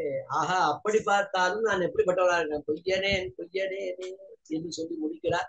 இனி அடுத்ததான 35வது பாசம் 34வது பாசுரம். உள்ளத்தே உரையும் மாலை உள்ளுவார் உணர்வொன்றில்லா கள்ளத்தே நானும் தொண்டாய் தொண்டுக்கே கோலம் பூண்டு உள்ளுவார் உள்ளிட்டெல்லாம் உடனிருந்த அருதி என்று வெளிச்சி போய் என்னுள்ளே நான் நிலவரத்திட்டேனே. ஆச்சரியமான பெரிய பாசம். அவதாரிகையினர் ஞான பிரசர மனசிலே நித்தியவாசம் பண்ணுவனாய். ஆழ்வாருடைய தன்னுடைய மனசிலே ஞானம் வெளிப்படும் இடமாக இருக்கக்கூடிய மனசு, அதுல வசிக்கிறார். அப்போ இப்ப என்ன ஆகும் அப்படின்னு கேட்ட ஆச்சரியமான விஷயத்தோ, எம்பெருமானே என்னுடைய உள்ளத்தில் எப்போதும் நிலையாக நீ இருக்கிறேன். உண்மை ஆராதிப்பதற்கு செய்வதற்கேற்ற ஞானம் எனக்கு இடத்த கொஞ்சம் கூட எனக்கு இல்லை. ஆனா நான் என்ன பண்றேன்னு கேட்டார், லோகத்திற்கு மற்றவாரோட சேர்ந்து கொண்டு உனக்கு கெங்கிரியம் பண்ணுவதற்கு என்று ஒரு வேஷம் போட்டு இருக்கேன்.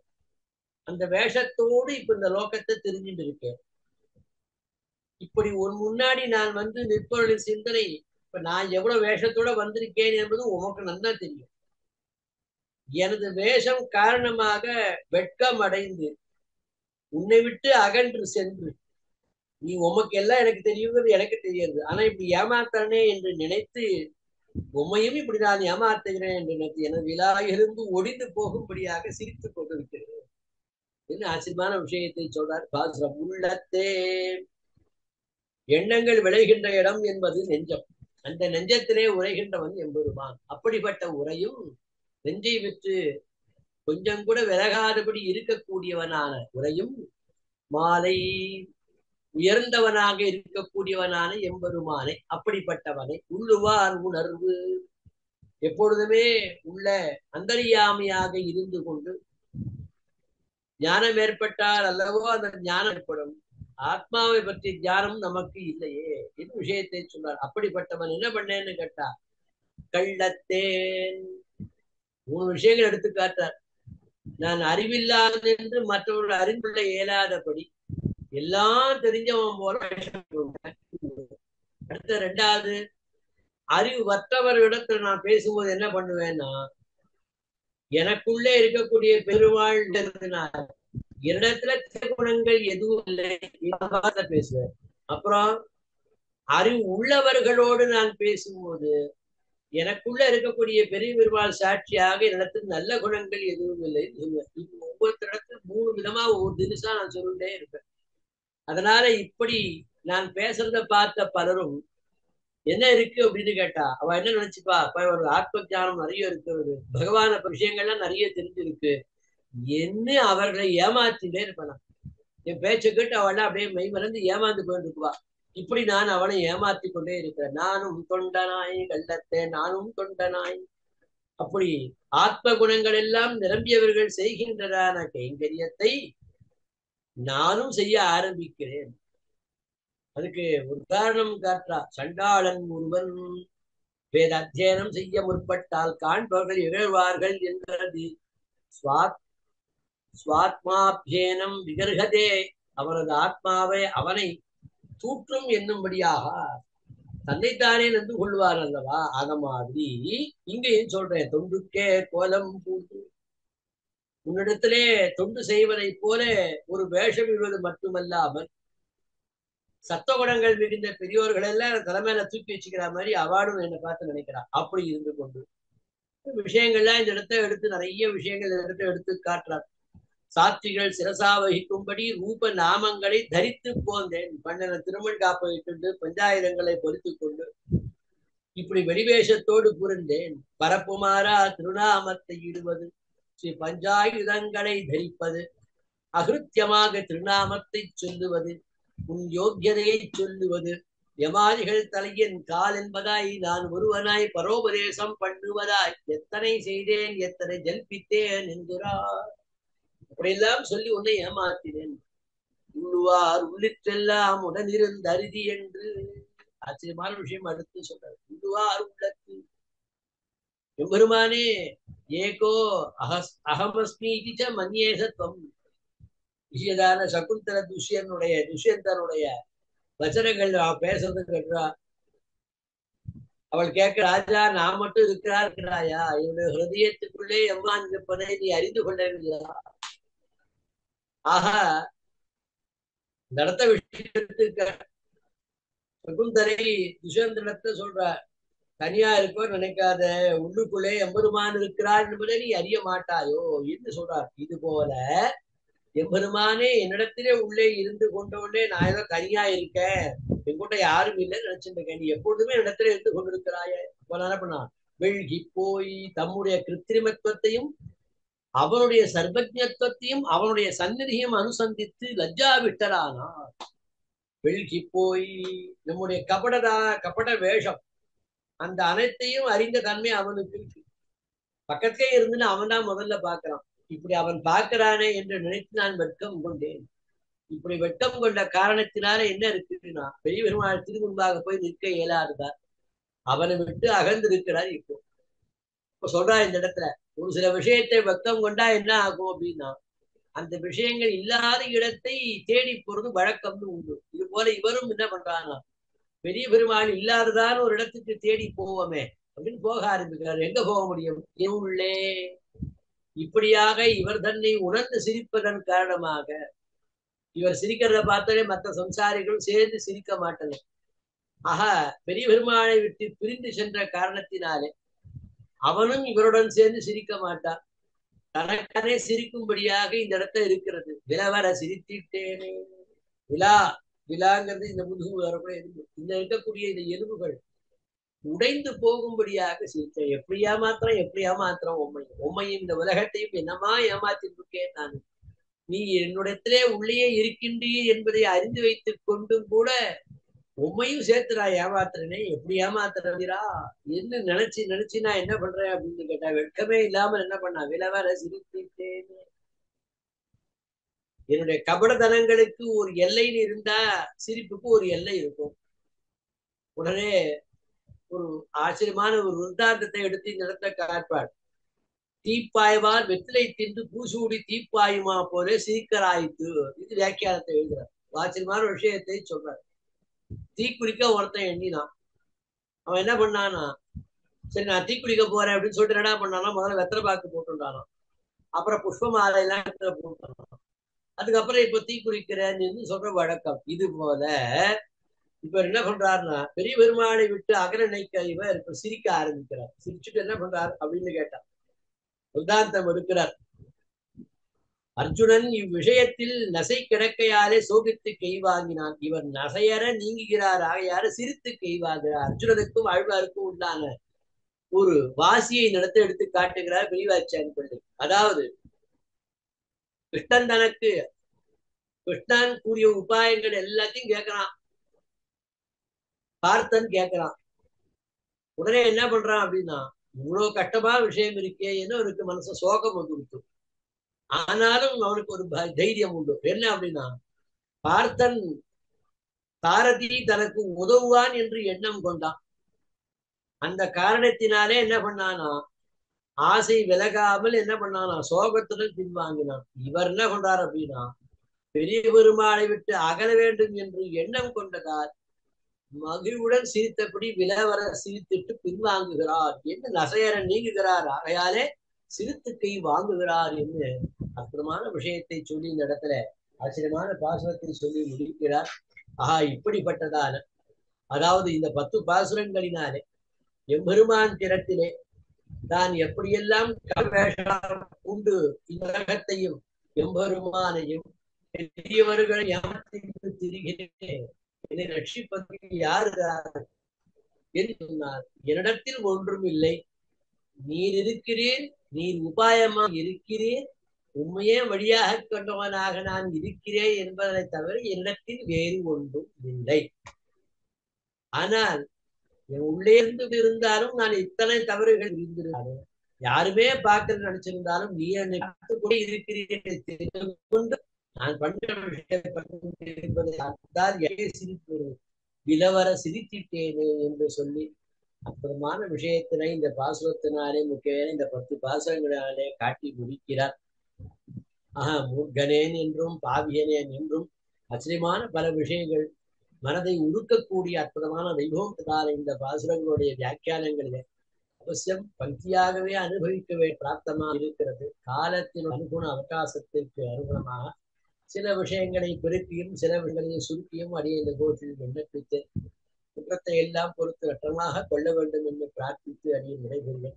இப்படிப்பட்டதான உயர்ந்த விஷயத்தை இந்த கோஷிலை விண்ணப்பிக்கும்படியான பாக்கியத்தை கொடுத்த நம்முடைய ஸ்ரீமத் பரமஹம்ச பரிவிராஜகாச்சாரியரான எதிரி எதிராஜ நாராயண ராமானுஜ ஜீயர் சுவாமியுடைய தேனேமலும் திருவித்தாமர்கள் அடுத்த திட்டத்தையும் அடியனுடைய தண்டத்தையும் சமர்ப்பித்து இந்த விஷயத்தை நிறைவு செய்கிறேன். விருந்தாரண்ய நிவாசாய பலராமானுஜாய சர்க்குணி பிராணநாதாய பார்த்தசூதாய மங்களம் ஸ்ரீமதே ரமஜா மாத்து முனீந்திராய மகாத்மனே சிறந்த வாசினே பூயாத்து நித்தியஸ்ரீ நித்தியமங்கலம் அழ்வார் எம்பெருமானார் ஜீ திருவடிகளே சரணம், ஆச்சாரியன் திருவடிகளே சரணம்.